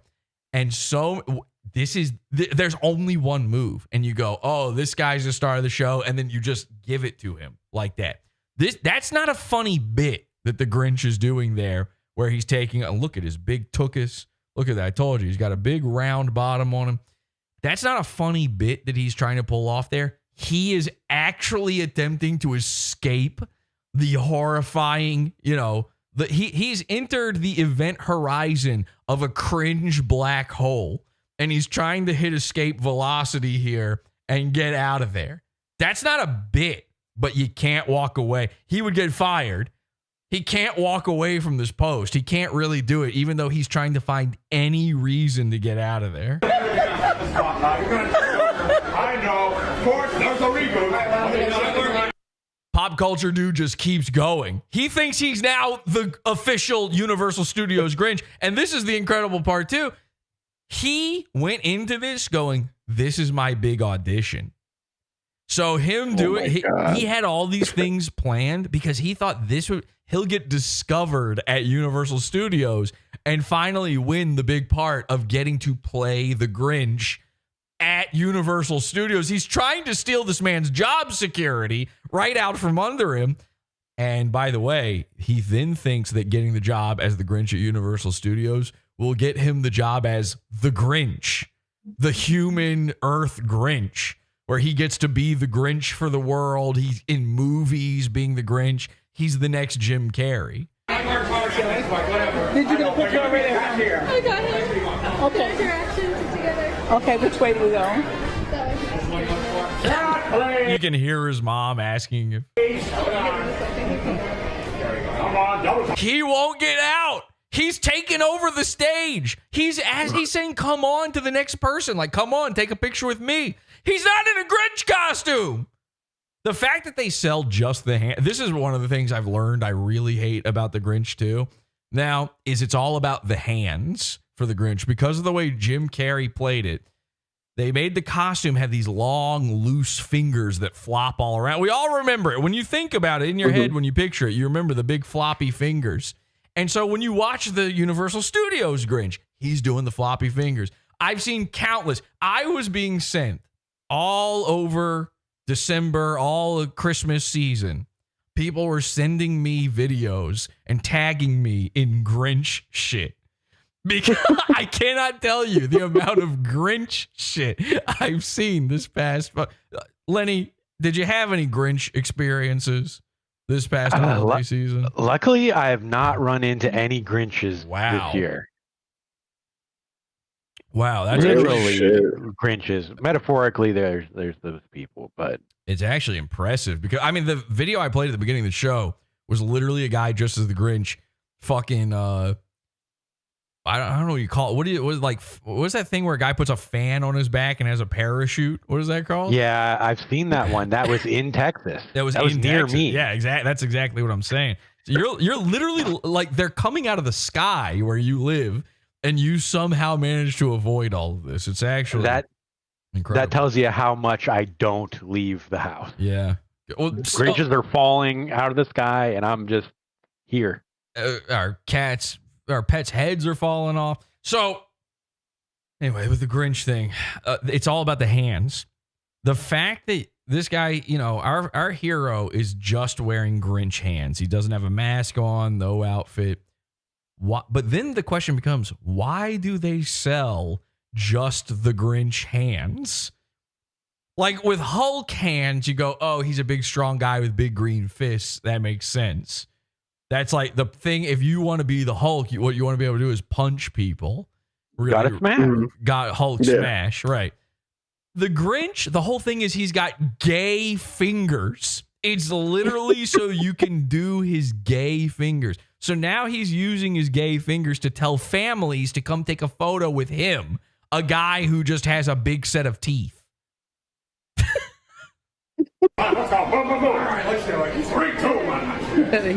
He's an actor. He was actually trying to do it. And now the real Grinch has realized he cannot leave the post. This guy's trying to take over. So he's having to come back up, and they're not allowed to break character, by the way.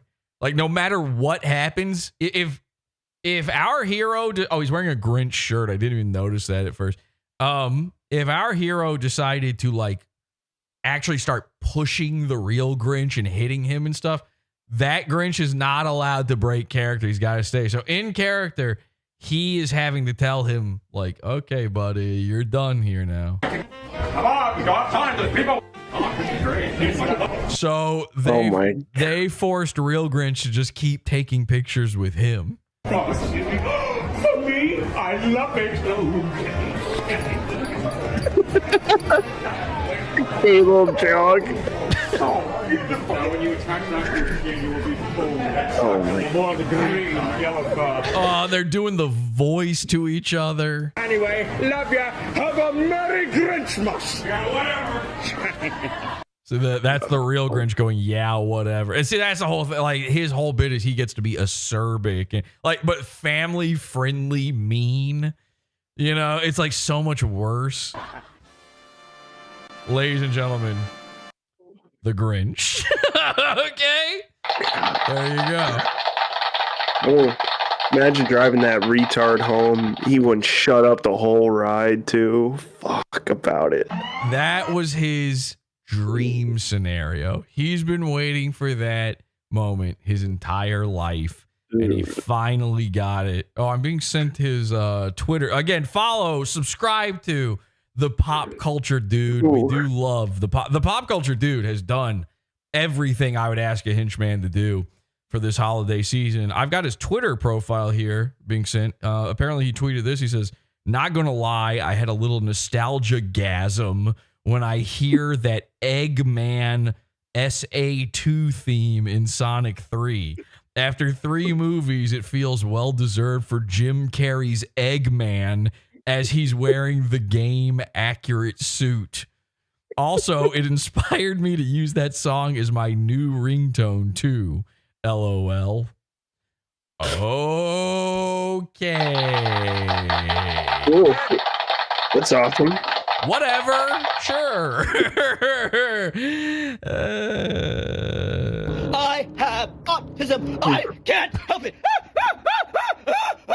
Do we want to look at one more video of it, like just to see what? Yeah, we do. About? Come on. We got a Sonic one? We got to explore. Oh, do we have a Sonic one? It's nothing but Sonic. Look at these thumbnails by the thumbnails. Oh my god, what the fuck? That claymation? This dude's thumbnails are some of the most insane thumbnails I've ever seen. It's like 50 things in every single thumbnail. Like you can't even keep track of what you're looking at.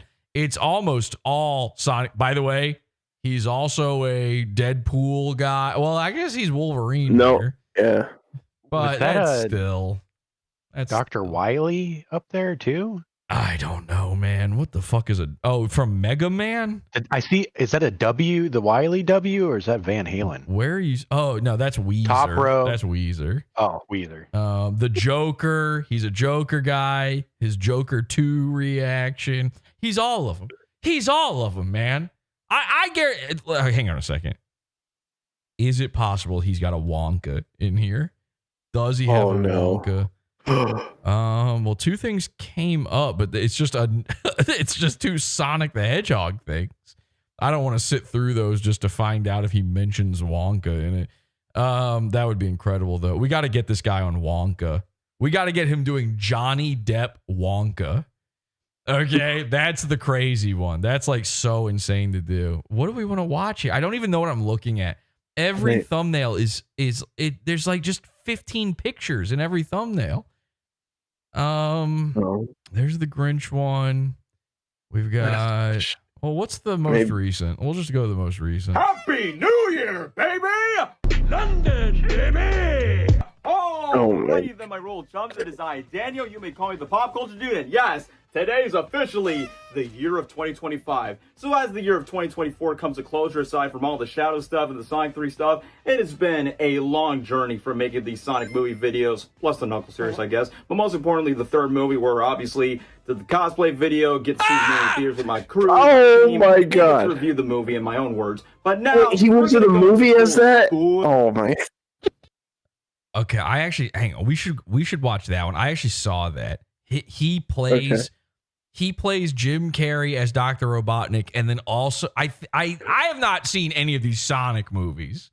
Just to be clear, I from what I understand, maybe does anybody know this? In the 3rd movie, does Jim Carrey play his own father? He his own grandpa. His own grand. Okay, I don't understand. Eggman and Robotnik are 2 different guys. Sure. So in this guy's video, he plays Eggman and he plays Jim Carrey's Eggman and Jim Carrey's Robotnik talking to himself. Is it this one? I think it's this. To be the first. Yeah. Oh my god. Here we go. All what in the fuck is? How much of this do we even want to watch? Really? Maybe him with the crazy wig. Smokane sent me one that I just posted in the chat here. Okay. That I assume he thinks is good. Well, let's watch this one. Space preschoolers, you should definitely go check your IQs after this. So according to my research, Project Shadow was my grandfather's great creation 50 years ago. Until I never got a chance to see him because he never gets to see the light of day. I never get the chance to get to know my grandfather because I was spinning up formulas while other poor infants were still spinning up formulas. Until then, I got kicked out from a nun's orphanage. And that's the origin of my orphan face as I keep rubbing on. Agent Stone, I'm about to need some stress eating. Fetch me my Grubhub order. Here's your orders. Thank you, Stone. That's exactly what I wanted. Red Robin. Salad bag. Really, Stone? You really think I should be looking over my diet? I only want a bacon burger. Anyway, Stone, take this away. I'm not hungry anymore. He really went to the trouble of ordering Red Robin off of Grubhub just for this bit. That's the only thing. He's not going to eat that food. That was a prop. Green. How long is this video? It's only 39 minutes. We're not watching Dude, the whole thing. what the fuck? We're not going to watch it. Stomach. Does he do the whole third movie act as Jim Carrey? I don't know. I don't know anything about Sonic the Hedgehog. I'm not watching the entire. Let's just get to the part where he's green screening in with himself because that's the good part. All right. Yeah, I think he does the whole third movie by himself. I need room. But, sir, I don't have the proper materials. Found some.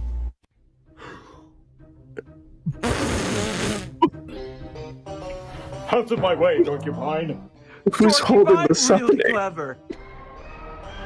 Memories of war. This is like a Mersh green screen. Holy shit. Take a look at this. You can see the rim of the green screen. But then the green screen somehow continues past that. But he's got one of those like fold away pop up green screen things. God damn, this looks like an episode of fucking Nightwave. Welcome home, my boy. What the It's impossible. It couldn't be. Could it? I am. Are you? In the shaggy flesh.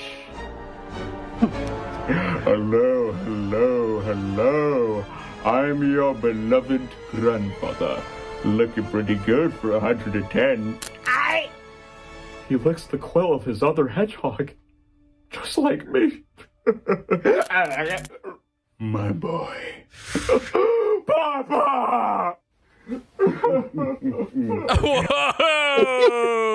Whoa, that's your grandpa. What are you trying to do? I know you miss him and everything, but Jesus, he missed a few birthdays before you go down on him, man. It's okay. You can cry all you want, Ivo.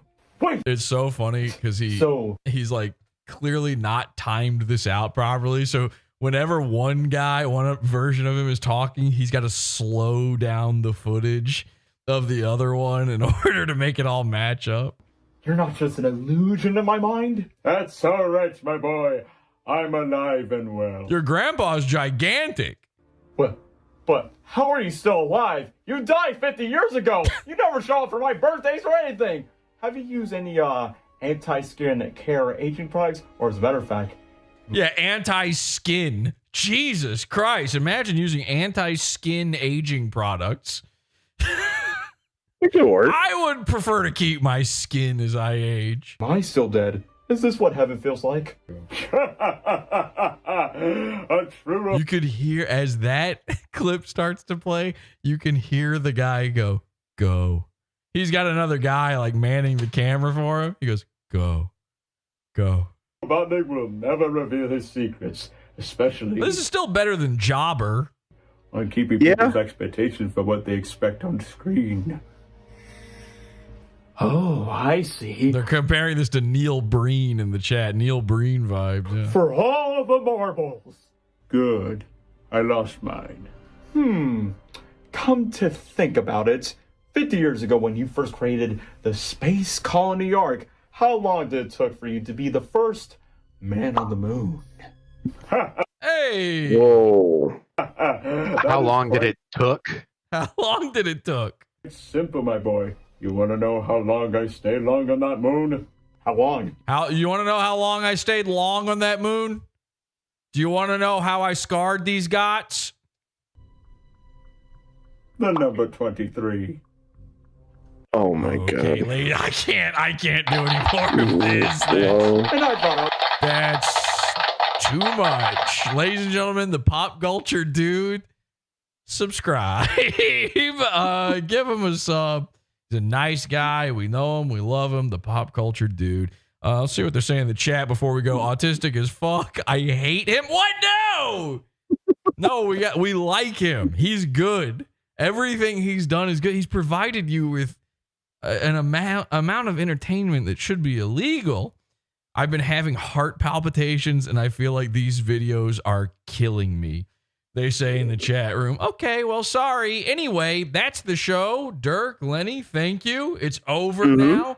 We'll be live again tomorrow for another brand new episode. What will it be about? You'll find out. Is it more stuff from last month? Yes. Hey, let me tell you about camel spiders.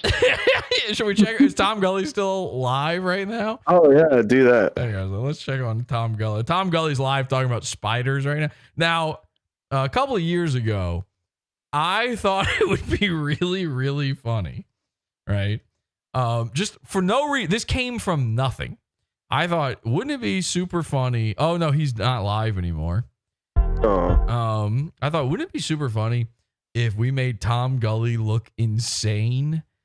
And so the way I came up with doing that was everybody in chat, we should all have the names of celebrities. And then the only thing we talk about in the chat, instead of anything he's talking about on the show, we just talk about spiders and that we're covered in spiders and spiders are trying to kill us and we're being chased through the jungle by spiders. And then that way, Tom would say things like, Tom Cruise in the chat room says, a giant tarantula is attempting to eat me alive. Well, that's a funny one. And then, you know, it would be funny to just take that out of context. And it sounds like a man is slowly going insane, right? That was the entire bit. You made us change our names from the celebrity names to just some whatever. Yeah. So there was like Christian Slater was there and Nicole Kidman was there and Tom Cruise was there and just every celebrity under the sun was showing up to watch Tom Gully. So, you know, just because like nobody's watching Tom back then. And so it's just funny for him to to fake having people watch him. That's what I wanted it to look like. Well, here's his latest stream, and it's called Let Me Tell You About Camel Spiders. Okay, so now he's actually talking about spiders. Hey, what's going on? What's hot? What's hip? What's happening? What is shaking on your Monday night? Hope everything's going groovy for you, because tonight we're going to creep you out. Yeah, we're going to give you the willies. The willies. Ooh, Tom. I don't get to say that very often. Because tonight I'm going to tell you about camel spiders, wind spiders, sun scorpion. It's a million names for them, and they're creepy as hell. And wait, Tom's in Discord right now. Let's drag him in here. Hi, Tom. Hey, Tom. Hey, Tom. Ooh. Give me the willies, Tom. Hi, Tom. Hey, what's going on? What did we learn about spiders tonight? Camel spiders? They're not technically spiders. They are arachnids, but they're evil and bad. Mm-hmm. Mm-hmm. Mm-hmm. Did any celebrities show up for the show? Yes, as a matter of fact, Christian Bale and Billy Zane showed up. I was wondering why Paris Hilton and James Franco did not show up, but I love the randomness of the. Oh shit! Christian Slater's in chat, Tom. Oh, Christian Slater's here. Hey, Christian, what's up, man? The mid '90s random celebrities. Check it out. Christian Slater's in chat. He says, "Me and Tom go way back. Great show tonight, Tom." Yeah. Yeah, I was so pleased when I learned that your show is starting at the very same time. That would deprive me of the throng of cult members that. We're not in competition, Tom. We're part of the same network. I'm Tom Gully, and you're watching Is This Live, the show on the Podawful TV network. Podawful.pizza. There's one person that comes to my show from the Podawful cult, and the rest of them, they say they watch it all together, which is exciting because There's that one deprives person. me. Who was that? Sydney Sweeney? No, it's Jared. Usually Jared. Sometimes Turkatron. Almost Old the man same Jared. size tits, but not quite. Never Jesse. Never. I'm there all the time. I will silently watch the Tom Gully show sometimes. I do. When there was one pair of footprints, that is when he was watching you. Yeah. Tom, you're sort of one of the Earth's Grinches in a way. Do you consider yourself more of a Scrooge character or a Grinch character? Oh, definitely Grinch. Right. You're a sly one, Mr. Gully. You really are a cat. Yeah, just for the song. Do you have bugs in your teeth and all that stuff and oil in your hair? Oil, yes. Bugs, no. Nothing can live in my teeth. That's true. It's too plasticky in there. Well, Ceramic. do you even celebrate Christmas, or what do you do on Christmas? You streamed, didn't you? Yes, I did. So, what is your Christmas day like? You wake up, you go downstairs next to the fireplace. You've got your Christmas tree set up. Underneath it, Santa's left you presents. What is your Christmas morning like? Really, really disturbed that I have a fireplace downstairs. My family lives like 1,000 miles from here, and it's cold where they're at, so I never go home for Christmas. So I call the family members early in the morning. You're talking about your wife and kids. You live 1,000 miles away from them. I have no wife. I have no children.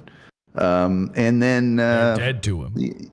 Sometimes I do a show like I did on Christmas, but I have some friends. I have a friend I've known for about 35 years, and we've just happened to live in the same town a couple of times. And so I go to their place on Christmas. They do their Christmas on Christmas Eve. So I go to their place on, Christmas afternoon. And what's their name? The Who's?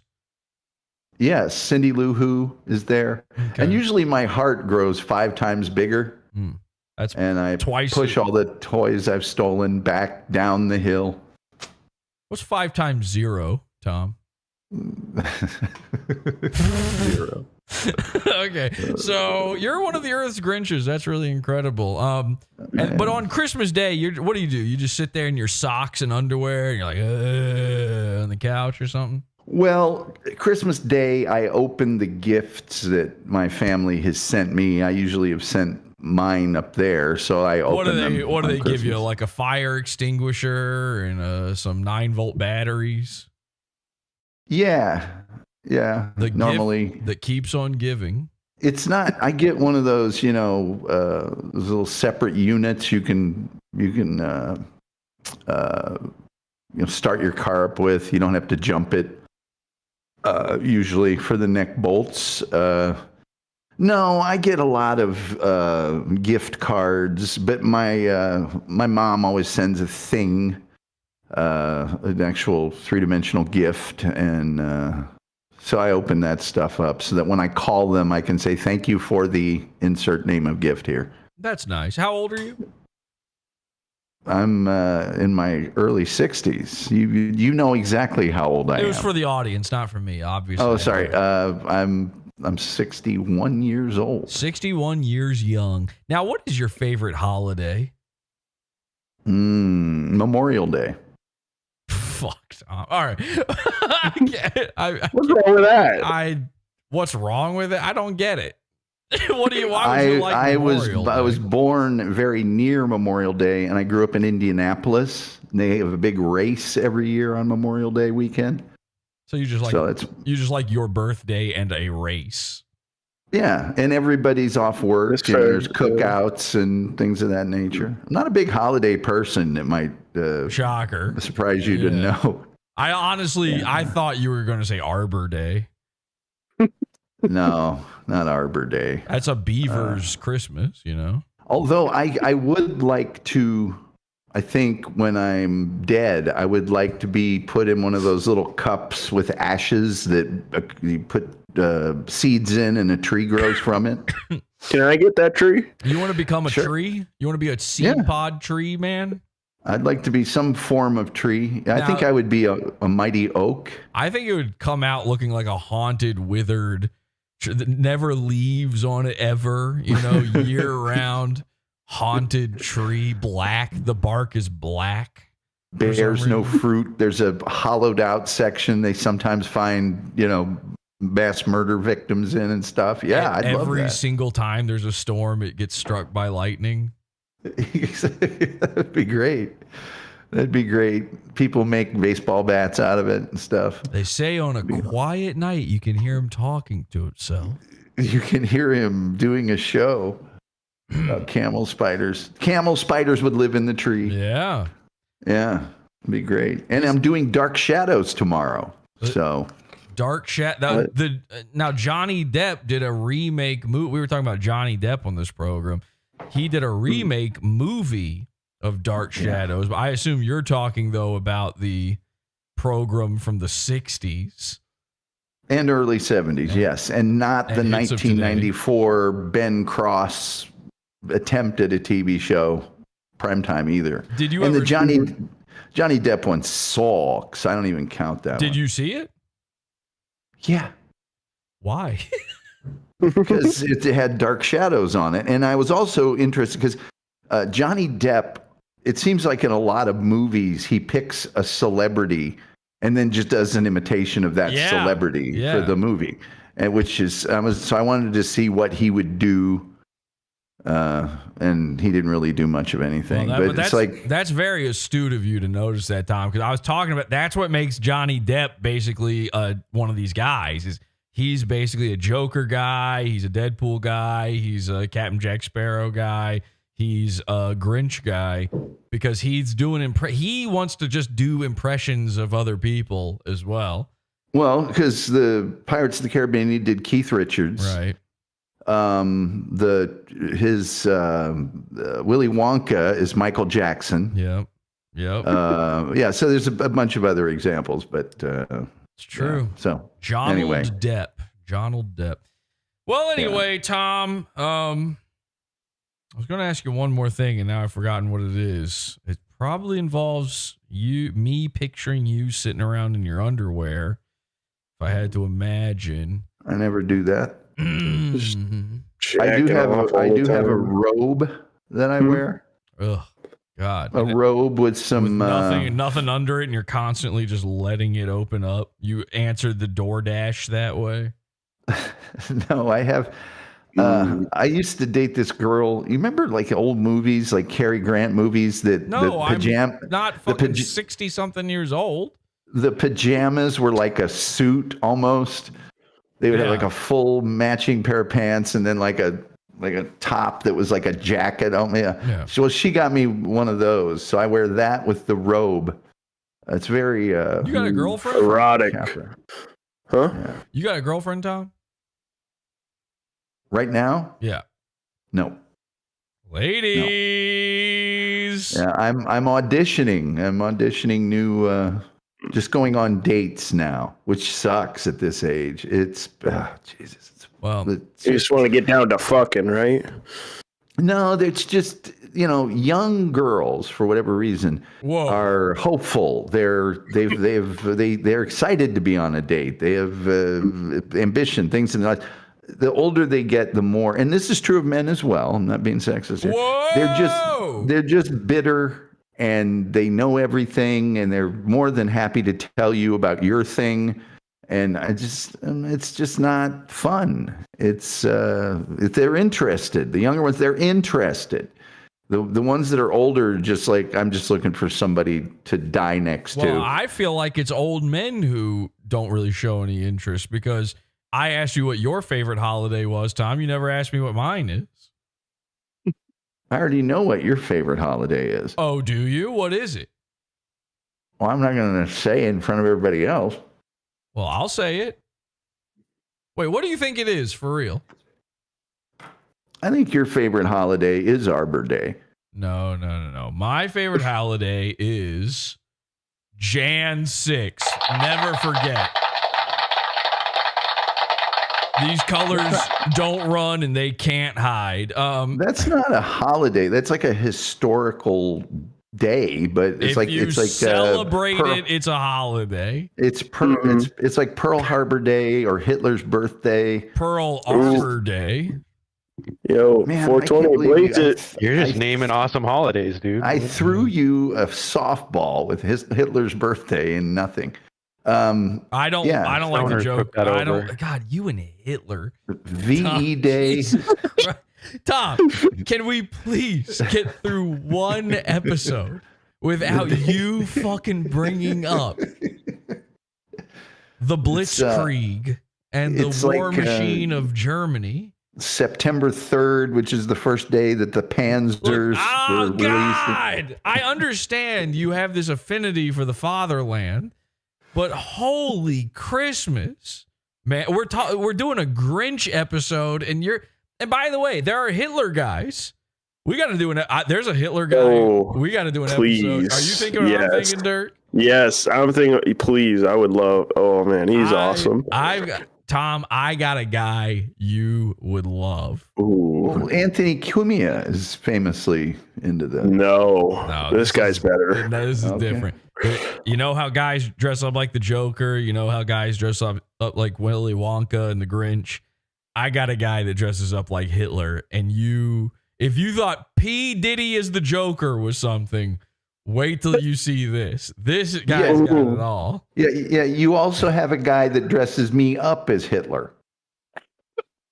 I can't help what happens to you in your private time, Tom. That's it's you. You've got a guy that put me in a full SS outfit and had me flying over the earth. You're a big guy, Tom. You can defend yourself. You can't allow people to. You probably look good in that suit. You probably shouldn't be allowing dudes to put you in little outfits against your will or whatever. Yeah, but no, this isn't a video that he posted to the internet. Listen, that's the kind of thing you take to your grave, your children, the fireplace.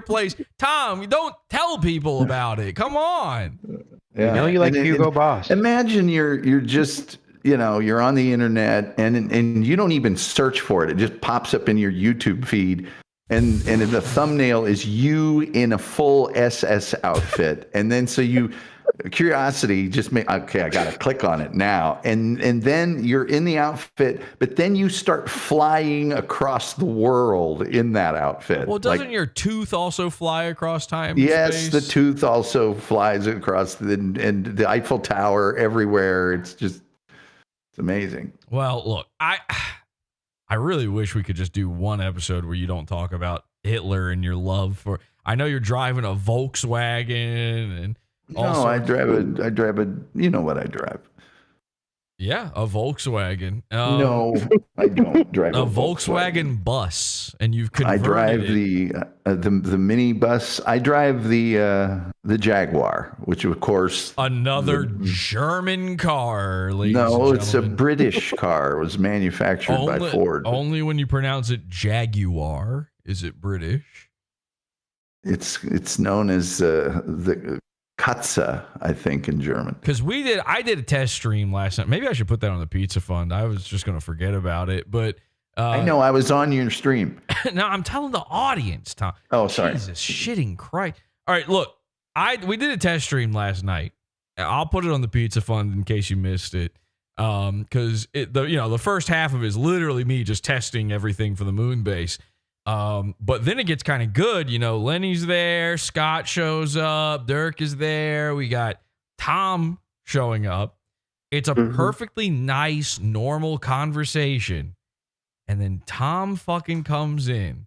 And all of a sudden, we're talking Holocaust museums and Hitler. The shoes. The big piles of shoes. The big pile of shoes. The big pile of dusty Jewish shoes. And Tom can't get over this. Tom, let me fucking break it to you, buddy. Germany lost twice, pretty decisively. The entire world went to war against them 2 times. They're not winning, okay?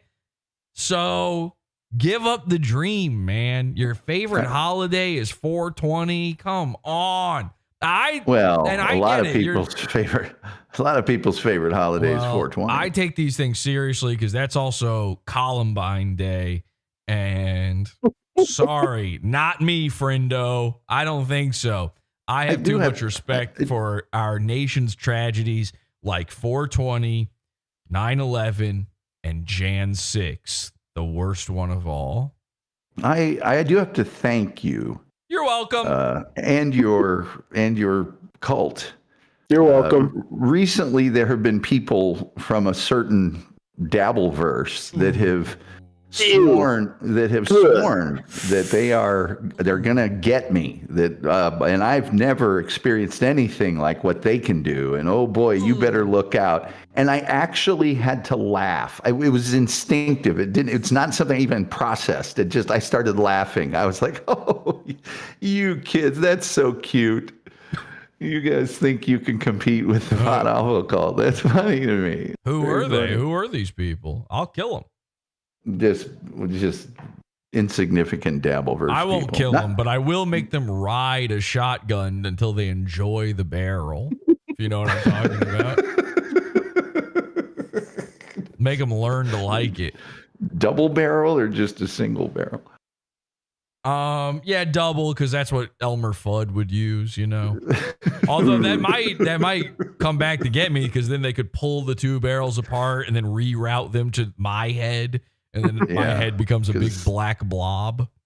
Because the shotgun shell works that way. Yeah. Well, we do still have to destroy the Dabbleverse, you and I, Tom. I'm with you. We are destined to destroy the Dabbleverse. I got some places we can start. What? That think they think they're like impervious to any sort of chicanery. Well, where do we want to start? Point me in the right direction. We can cover that later. Okay. No, right now. We'll get and let's get Bob Levy involved. We're gonna get him in on it. And who else can we get? Is there some other guy who's peripherally related to Howard Stern that we can get on our side and take down? No, there's a bunch of the Howard Stern guys that are really deeply entrenched in the Dabbleverse. We could get Joey Catalano. He's kind of crazy. The Joey Catalano? You know him? Dude. You're joking, but yes, I do know Joey C very well. You get a thing with Beetlejuice? Bob Levy is very tight with Beetlejuice. Hey, speaking of Beetlejuice, but not the midget black guy with an encephalopathy or whatever. The movie Beetlejuice. How are there not Beetlejuice guys? Yeah, right. Especially after Beetlejuice 2 came out and it was like pretty well received. That's kind of crazy that we've somehow avoided Beetlejuice guys. Huh. I guess. We got to look into this. There might be Beetlejuice guys out there. There's a show called Uncle Jack's Jack Shack. Okay. The guy has a half a tongue. He drives a wrecker for a living, and he wrecked his wrecker. Are you okay? Hang on, Tom. You're starting to sound like Joe Biden right now. I can't. No, it's the truth, and it's real stuff. And you asked me, so I'm telling you. I didn't ask anything involving. You said who's one of the shows that's thinking that they're, and so they come in my chat room sometimes and say things like, "Face me like a man in my chat room." I'm like, that's not facing you like a man. It's not facing you at all. Actually, it's on the. Actually, that's one of the shows that is Tom. I came in Tom's chat room and he went after me. Went after you. You said something in my chat room. I responded for it. Yeah, it's just weird. It's the Dabbleverse. What were they upset? Are they upset with you talking about spiders? Is it because of Aaron Imholt's tarantula? No. It's the Dabbleverse has the most easily butthurt people in the world. That's it's true. like they get to do anything they want to. If you do anything at all in response, oh yeah, they scream and cry. I know it. Well, we don't got time for Dabbleverse on this episode. No. This episode's over. Thank you everybody for tuning in. We'll be live again during Tom Gully's time slot. When are you going live? I'm thinking of moving it now. I'm not even joking. When do you go live, Tom? I go live at the same time you do, 8 Eastern. Okay. Here's what we'll do. We're gonna do something new here. Tomorrow, I will go live at 7 Eastern. Okay. And you will go live at 9 Eastern. And I will transition my show into yours. We'll send everybody over to your chat. Guys, go subscribe, by the way, to the Tom let's do that on Gully show. Wednesday. Let's do it tomorrow because that's when we're doing I've already got my thing up and stuff. I don't care. That's when it's happening tomorrow. I can't switch it tomorrow. Go subscribe to the Tom Gully show, but be here. It takes him a lot of, huh? It takes him a lot of effort to get his thing up. I know. You can't ask an old fella to put his thing down once he's got it up. I mean, I've got a hard start. Oh, at, God. 80. It's up. Your thing is up. I got it. Listen, point is, tomorrow, 7 Eastern, Podawful will go live. And then at 9 Eastern, Tom Gully will go live. And we'll all go watch Tom Gully afterward. We'll do a big... I'll be on then, but I'll have already... Because tomorrow's a very special night for me. It's Dark Shadows. It's a big part of my childhood. You'll be doing it at 9 Eastern. That's when the shadows come out, Tom. Tom, just do it so that you'll have it. I'm sending an audience your way. Just I know. do it. Wednesdays are a great day for that. No. Well, Tuesdays could be better. I don't know. I got to do my show at 7. Because I was supposed to do it at 7 today. And people got mad that I moved it back. But I had to move it back, unfortunately. Well, why do you have to? And then when I have to, it's not doable. Because they don't call it the Podawful TV network for nothing. It's not called I'm the Tom... old. I'm old. It takes a lot for me to change my It's schedule. not called the Tom Gully TV network. I'm Tom Gully, and you're watching Is This Live, the show on the Podawful TV network. Podawful.pizza. But you also have to remember that you're making me stay up an hour later, which I've got to take the Metamucil at a different time. It's awful. I can't tell people how many times I've been up all night. Tom is in Discord all night long up until the morning, and then he's got to go. He's always got some errand he's got to do in the morning, and it's just a big countdown until he goes to the bank or whatever for fucking the entire from midnight to 10 a.m. Central. It's just Tom going, I gotta go to the bank. I gotta go to the bank. Oh, I don't want to go to the bank, but I gotta go to the bank. And then it's fucking Tom saying that, and then Greg is going, Tom is actually quite the quotidian, if I may borrow the phrase. And Tom has Greg muted, so he can't even hear Greg say that. And then Tom's like, this bank is going to kill me. And then everybody else is just asleep on microphone. That's the... Whoa, wait, hang on a second. Red alert. Before I was about to end it. Holy shit. Did you see that chat? You saw it too. Oh, all right. Yeah. In chat, we've got... This chat is moving at the speed of the kill stream chat right now. Maybe me popping my head in will help, says Radio She-Man. Hey, here's an idea. Here's something that would help, Radio She-Man. Do a show. I dare you. I dare you to do a show. It's never going to happen. Tom Gully destroyed Comedy She-Man. Oh, he fucking destroyed him. Destroyed him. And fucking Comedy She-Man finally got the nerve to put out a video yesterday. And it's a video he recorded back in September. I saw it back in September. He's talking about old shit on there. It's this terrible Ethan Ralph impression. I dare you. Go. The reason nobody's chatting right now is because they have a great respect for Tom Gully. Yeah. I don't know. And he doesn't want none of this. He doesn't want none of this smoke. I don't know what he's talking about, by the way. The chat's moving like it always does. He's been here for 2 seconds. He's like, oh, he didn't move for half a second. Got him. You're trying to Only smoke shaman. Also, by the way, yeah. making fun of Ethan Ralph's chat while you're trying so desperately to get noticed and seen and on the kill stream. Very pathetic. Yeah, We'll wait. do a show. Here, I'm gonna hold my breath. And we'll see when Comedy She-Man finally goes live again. You ready?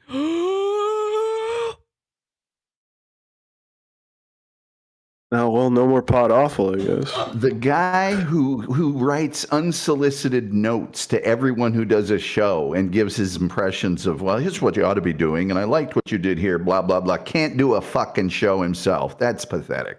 He started sending me messages recently. He did? Yeah. I've spoken to him one time in my life. We all saw how well that went for him. He's still in love with a trans person who he now says is a pedophile. He's in love with this woman. And also he's claiming to have a girlfriend. It's another catfish, by the way, but he's claiming to have a new girlfriend, but he's still in love with feds. You think we're not going to tell your girlfriend about feds and how much you're still in love with who you say is a pedophile? Like, it's over. Your new relationship is over. We will be doing that. You're still going to be my baby girl. Apologized to She-Man for the things that I am sorry for. And he is just too stupid. He's too stupid to get it. She-Man will never do a show again. I want him to. This is not my desire. I want him to do a show again. It'll never happen again. Your Ethan Ralph impression is terrible. Your overlays are terrible. Des did a terrible job on your shitty retard. He thinks overlays are going to save his show. Overlays are from 2016. Nobody uses overlays unless they're like a gamer on Twitch anymore. Are you retarded? Your fucking whatever fucking videos or overlays or graphics you have people making for you right now. He's paying people to make shit for him. And it's all garbage. It's all the only people he can even pay to do it are people who have no clue what they're doing. And he thinks that this is going to change everything. By the way, you should know, I came up with a great new marketing thing for you. You were the Comedy She-Man. Now you're the Radio She-Man. Why not call yourself the Comedy Junkie or the Radio Junkie? Isn't that like a way better name? It is, yeah. Because, you know, you're like such a junkie for radio and also meth. Well, he could be the Kratom She-Man. Anyway. All right. See you, Christian Slater. Thanks, man. So Christian Slater's here. I can fix her, he says in chat room. Almost a joke. Almost funny. Okay, well, it's very, like, who is going to want to tune in to Radio She-Man? Isn't it a little bit telling that a guy doing a comedy show had to remove the word comedy from his name? By the way, spoiler alert, give it like 4 more months, you're going to have to remove radio from your name too. You'll also never be on that. And even if you were, no one would hear it. It's not fucking 1952. No one gives a shit about radio. Sorry, Tom, but no one ever gave a shit about radio. I'm out of the radio business. That's true. Tom He saw the writing on the wall. Yeah, because you have to see it on the wall. If they put it over the airwaves, you'd never fucking hear it. So, well, the radio shit. What did you say to, what was the line you said to She-Man, Tom, where about him being on the radio or whatever? Oh, he was trying to tell me what to do with my show. And I'm like, yes, well, so you've never done radio. You can't get a job radio, broadcasting, and you never will. Yes, I'd love to hear your opinion. Yeah, I say go with Radio Junkie or Comedy Junkie. That's way better. It's amazing to me that Tom Gully had to deal with She-Man in the exact same way I did, where it's like, This is a dude who has no ability, no history, no wisdom, and no talent. He's never done anything. When the first time he contacted me, he had never even streamed before. A thing that like children do, that like a black guy at a Wendy's does, where he's just like, yeah, check it out, I'm at Wendy's. That shit's more entertaining than the streams he finally ended up doing, but he hadn't even done one yet. And this dude said he knew it all. He knew exactly how to do a show and make it the best show ever. And now he's stopped doing a show. He hasn't done a show in like 5-6 months. How long has it been? I think it's been 6 months. It's been like for half a year he hasn't done a show because it turns out his girlfriend had a penis. Like, that should be your show. Like, how is that not? I gave you fucking 6 months of content and you turned it into 6 months of crying. It's pathetic. And then he sends me. He keeps sending me She-Man, and I'm going to fucking do this now because you've given me the opportunity. That, you know, you don't do any shows, I can't talk about you. You're here in chat, I can talk. She-Man does this gayest thing on earth, right? So he's a gay guy. He's a gay guy, and that's what this past 6 months has really been. It's been an eternal meltdown over finding out that he's LGBTQ at 30 years old. He doesn't know how to handle it. So every other day he tries to forgive me, then he wants to kill me, then he decides to get me off his mind, and then the cycle repeats. And the day that the cycle repeats and he starts thinking about me again, he's got to message me, but it keeps me blocked any other time. So he sends me these paragraphs, these messages of text. I don't even see them in time to respond to them. And then he blocks me again before I can. He sends me walls of text that I cannot respond to. And it's shit that like only he remembers. I don't even know what he's fucking talking about half the time.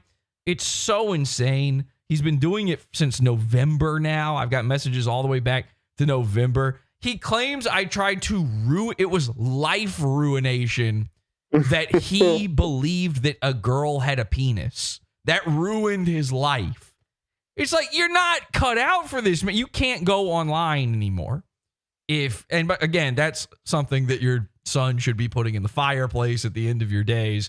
But unfortunately, it's out there. Everybody knows. Get over it. You got tricked. Laugh it off. There is no goon in the history of Podawful who has taken it worse than Comedy She-Man. Wow. One of the simplest pranks of all time. Of all time. It's nothing. It shouldn't have affected you at all. And you're in a constant downward spiral over it. I keep getting all these messages from him.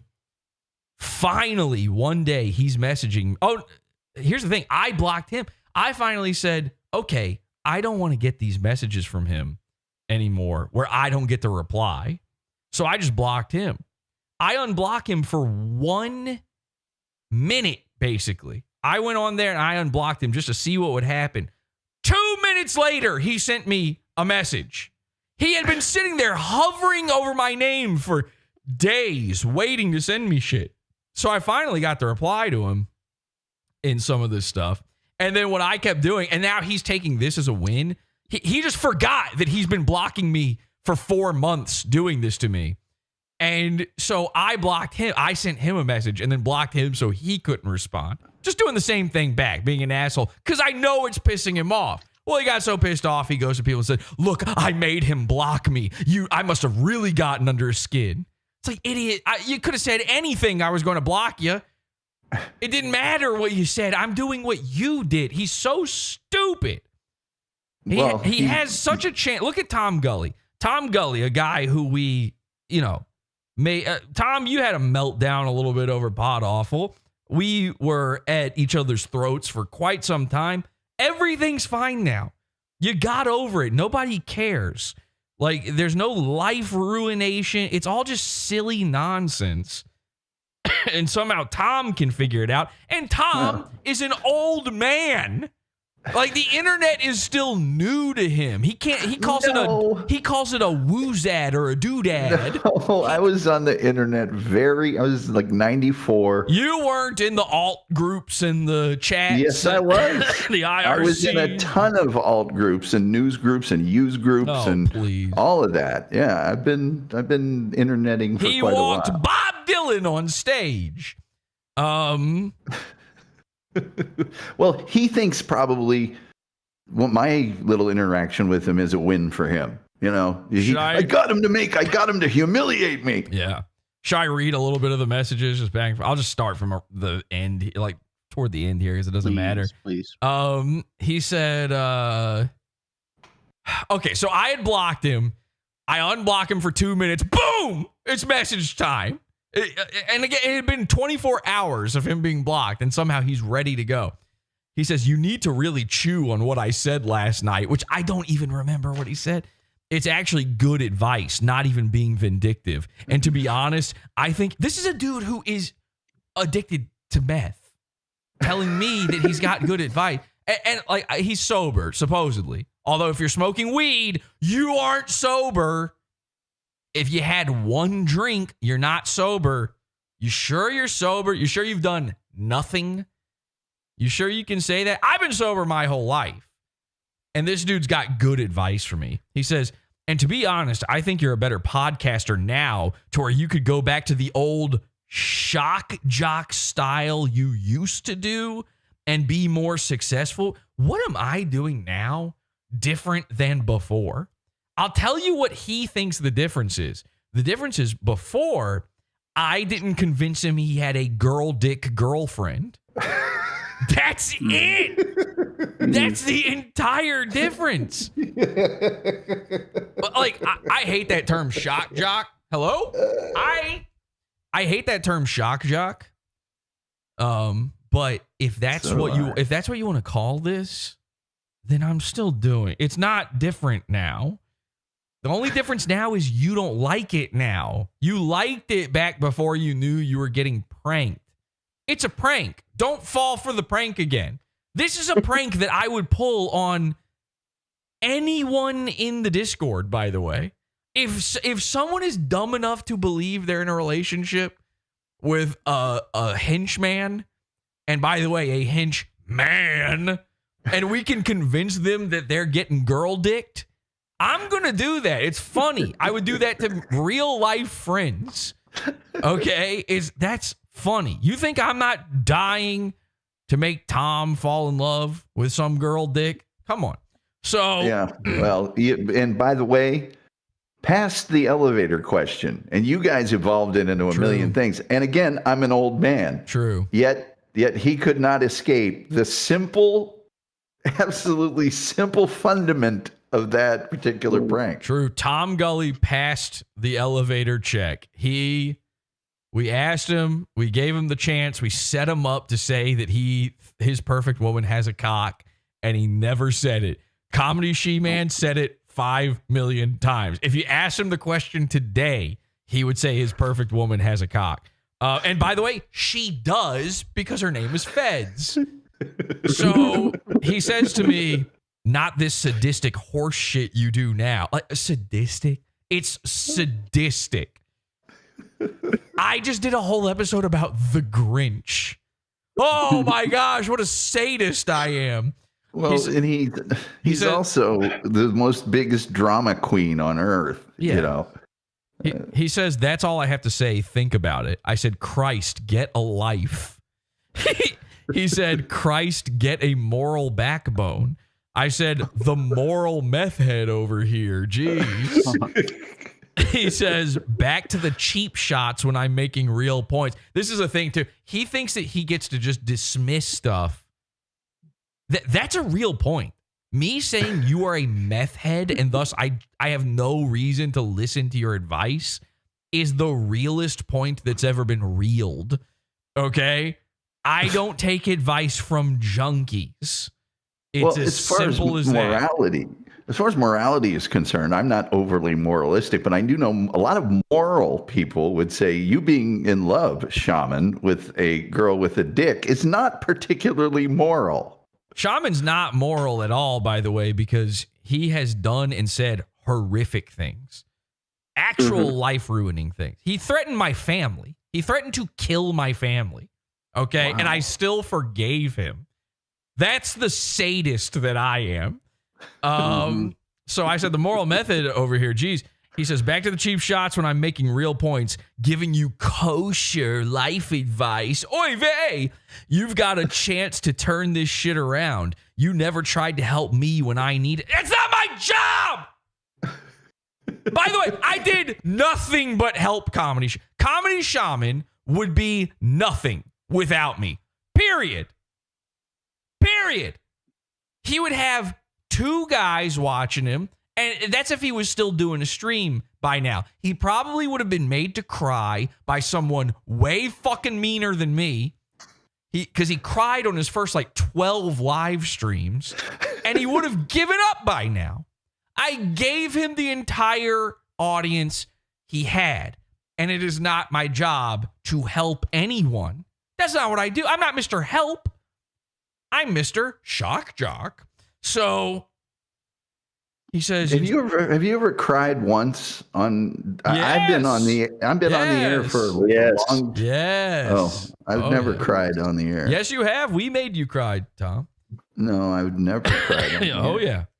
I'm not making fun of him for crying on the air. I'm saying that the people who were watching him before Podawful were making him cry. Podawful didn't make him cry on air. It's not what we want. It's like there's no part of me that wants him to, number one, be a meth head, and number two, be so hurt he's crying. I literally thought he would laugh at the catfish. I know that might be insane, but I legitimately thought it. Anyway, he says, you never tried to help me when I needed it. I'm giving you the grace you never gave me. I gave him tons of advice too behind the scenes. He says, you need help, dude. I said, not taking advice from a dude who catfished himself twice in a row, does drugs, and can't get his show together. He says, back to the cheap shots. Not cheap. Incredibly expensive shots, those are. They are some of the highest price shots. We couldn't do these shots without the Pizza Fund. Thank you, Pizza Funders, for paying for the types of shots I'm having to take here. Because these are all real points. You do drugs. You catfished yourself twice. I told you were being catfished, and you still did it because Jesse's always lying and wrong, right? Right? I even called you, me, the guy that met you in real life. I called you the day out. Dirk is one of the people who catfished you, and he called you and warned you, gave you 9 hours notice that you're about to catfish yourself, and you still did it. At a certain point, it's on you. Okay? There are bad actors in the world. They're scam artists. You know, if you go and you play the shell game and you lose once, that's on the scam artist because they made it convincing. You thought you could win. You lose a second time, it's starting to get a little murky. You sit there and you watch them win over and over again and never lose. And also you start to notice that the other people are playing are all working with the shell game guy. And they all happen to be gypsies at the same time. Everyone watching. You're the only person watching the shell game that isn't a gypsy. Now it's on you. Now you are. It's not the Romani peoples who are in trouble anymore, okay? The itinerant people of Europe are no longer the people who are to blame. It's on you. Fool me once, shame on me. Fool me twice, you fool me once, you can't get fooled again. George Bush. So. He caught the baby. The gypsy just threw it. Right, exactly. So I said... No, he says, back to the cheap shots has nothing to do with the point I'm making. Don't care. I don't care. You could make 1,000 great points, and none of them will matter coming out of your Ditalini teeth. Okay? Tortellini teeth. It is not your place to give advice. Certainly not morally. even more so not about how to do a show. To me, Oh my God. It's insane. I mean, look at his response real quick. I can't. Let me finish this and then you read me the response, Dirk. Keep it. Oh God. Keep it in front of you. So, all right. So he says, you're putting your family into a disgusting situation with no regard for their well-being. What are you implying there? Because that sounds a lot like what you're saying is if I keep making fun of you, you're going to kill my family, and that's my fault. See, I'm not the gypsy in this scenario, okay? That's not what, I don't know what maybe I'm misreading that sentence. I don't know. I literally cannot figure another way to take that sentence. And the fact that I've allowed you to imply threaten my family and overtly threaten my family time and time again, the fact that I don't just come and beat the fucking bloody snot out of your head is a kindness that you don't deserve. Because I could do that. You're nothing. All right. I need you to understand. I've seen you in real life. You don't know that. But I have seen Clay Combs, IRL. He's 5'6". He's the same height as Lisa. She's 4'11". So he's 4'11, yeah. I guess. So 4'10". She's a midget. No, she's a midget. Yeah. They're basically the same height. This dude couldn't do shit. No one's afraid of him. No one would ever be afraid of him. This dude has threatened my family multiple times. A normal man goes and beats up a guy who says your family is being put into peril. That's a normal. I'm not a normal guy. You're very lucky that I'm not a normal guy and that I think it's actually funnier to be your friend. And so I'm willing to still do that. That's literally it. That is how I operate. What is the funniest fucking thing? I'm going to go with that. But a normal guy would be like, did this bitch just threaten my family again? Even if I'm wrong, even if I'm misreading it. If a normal guy misread that, you wouldn't have Ditalini teeth anymore. You'd be cooking them in a big pot of pasta water, okay? So he says I'm putting let Dirk read.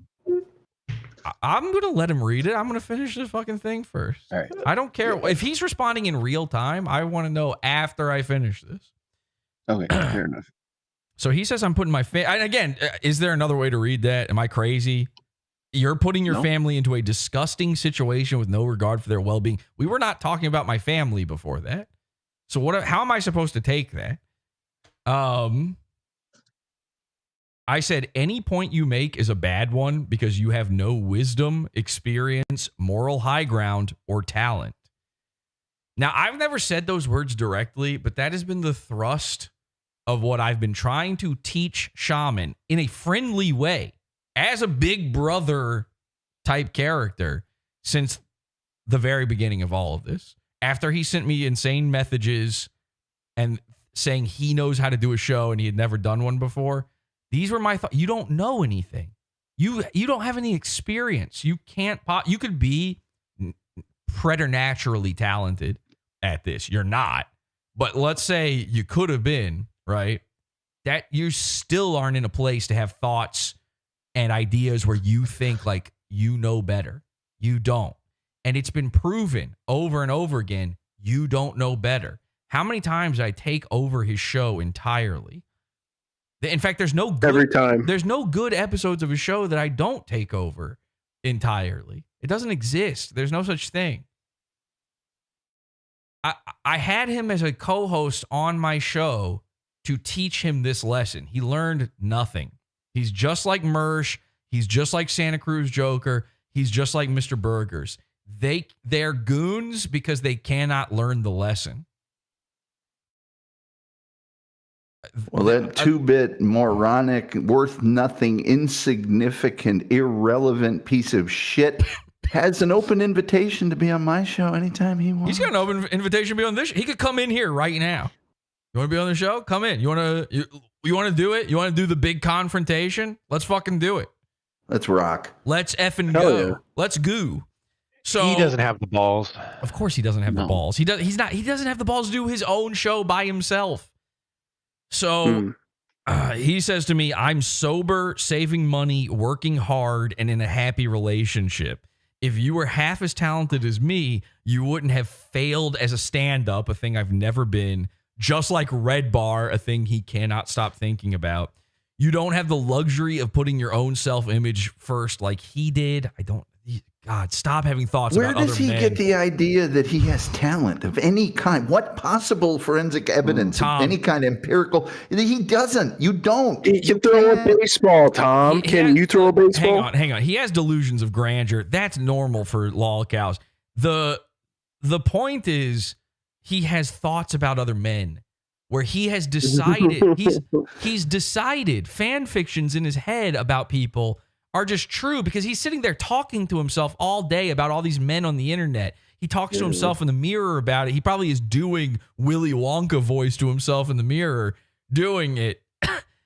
He says, you have a family. Take another cheap shot and deflect. I know you won't answer the points I'm making. I said, so he said, I'm sober, saving money, working hard, and in a happy relationship. I replied, okay, I've been sober my whole life.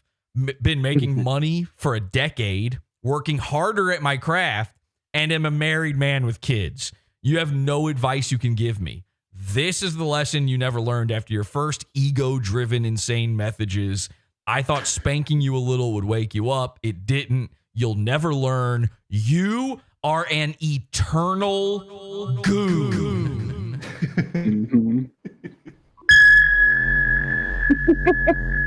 The Goon Alarm, 6 million!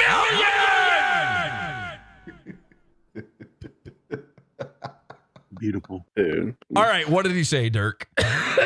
All right. He said typical groomer talking points. You're an adult man. You cannot be groomed, you stupid retard. Okay, are we done? There. So, this is a real thing. This is real comedy she-man, an adult man who is referring to something that happened when he was an adult, a 30-year-old adult, believes he's been groomed. The end. Show over. All right. Is he coming in? Is he going to show up? No, of course not. I'll give you 30 seconds, she-man. We'll give you 30 seconds. Give yourself the courage, go talk to yourself in the mirror. Jump in, podawful.com/cult. You know how to get to the Discord. Join the call-in channel, and we can do this right now, or I can end the fucking show. Okay? Because I was supposed to end it fucking 30 minutes ago. And then I said, let me tell you about camel spiders. Yeah. That's how we got here. Yep. This should have been tomorrow's episode. I heard the call. All that, come on, shaman. Come on, she-man. Get all that scary talent and bring it in here and show us all what it's all about. Shaman. He's afraid of going after both of you, Tom and Jesse. Okay, I tell you what, I'll tie my Tom behind my back if that's what. I'll leave if he shows up. Yeah, I'll shut up. Everybody else can shut up. That's a totally fair point, actually. That's fair. I will make everybody else leave. And it can just be you and me. I don't need any backup. Trust me. This idea, he thinks he's going to come back and he's going to get it. He's going to go at me and win. And it's like, this already happened. For a year, we fucked with you straight to your face. You did nothing. You did nothing but fall for it. Like shit that no person would fall for. Rufio wouldn't fall for some of the things we pulled off on you. We showed you the things that Rufio fell for, and then you still fell for them. And he liked those things. We made Rufio believe he was talking to a necromancer who brought his 2 girlfriends back to life, and he still wouldn't have fallen for feds. Trust me. Well, certainly not Lisa, but that's for other reasons. Well, the second there was any amount of impropriety on whether or not a penis may be involved, Rufio would be out. Trust me. There's no wiggle room on that one. All right, he ain't coming. This is all of us, all of us will leave, and then Jesse's wife will come in and hit him super hard in the head with the, and he's still. He's already run away from the chat. Even he's not even in chat anymore. So, all right, well, it's fun to see when Comedy Shaman leaves the participants list, who joins the participant list. Comedy Shaman, that's fun to watch. Who joined? Anybody interested? I don't want to say it. Okay. Laughter Sherpa. We'll talk later. Laughter Sherpa. Laughter Sherpa. That's also a better name than Comedy She-Man. Yeah, Comedy She-Man, you're kind of fucking transparent. But anyway, thank you for giving me 30 minutes of, well, it was less than 30 minutes, but of content here to wrap up on. That was fun. I've enjoyed it. I haven't been able to talk She-Man in a while on the show, and I'll never be able to do it again because, again, he'll never do a stream again. So I'm going to make this promise to you guys. She-Man, we're doing this for fun because this is the first stream back in a bit. She-Man doesn't get to come in and take, like, don't, next time, he's going to attempt this again. And he needs this. He needed this moment to try to build up his courage to do a show again. He gets no help in the future. So next time he shows up, we just ignore and we keep moving on. We got other shows to do. These are supposed to be some shorter episodes too, but I'm having fun. I hope you guys had fun. This is a fun episode. Tom, thanks for joining us here right at the end as well. Anytime, you're welcome. Thank you. Okay, how about during your show every night of the week? At the very end when the phone lines are open, sure.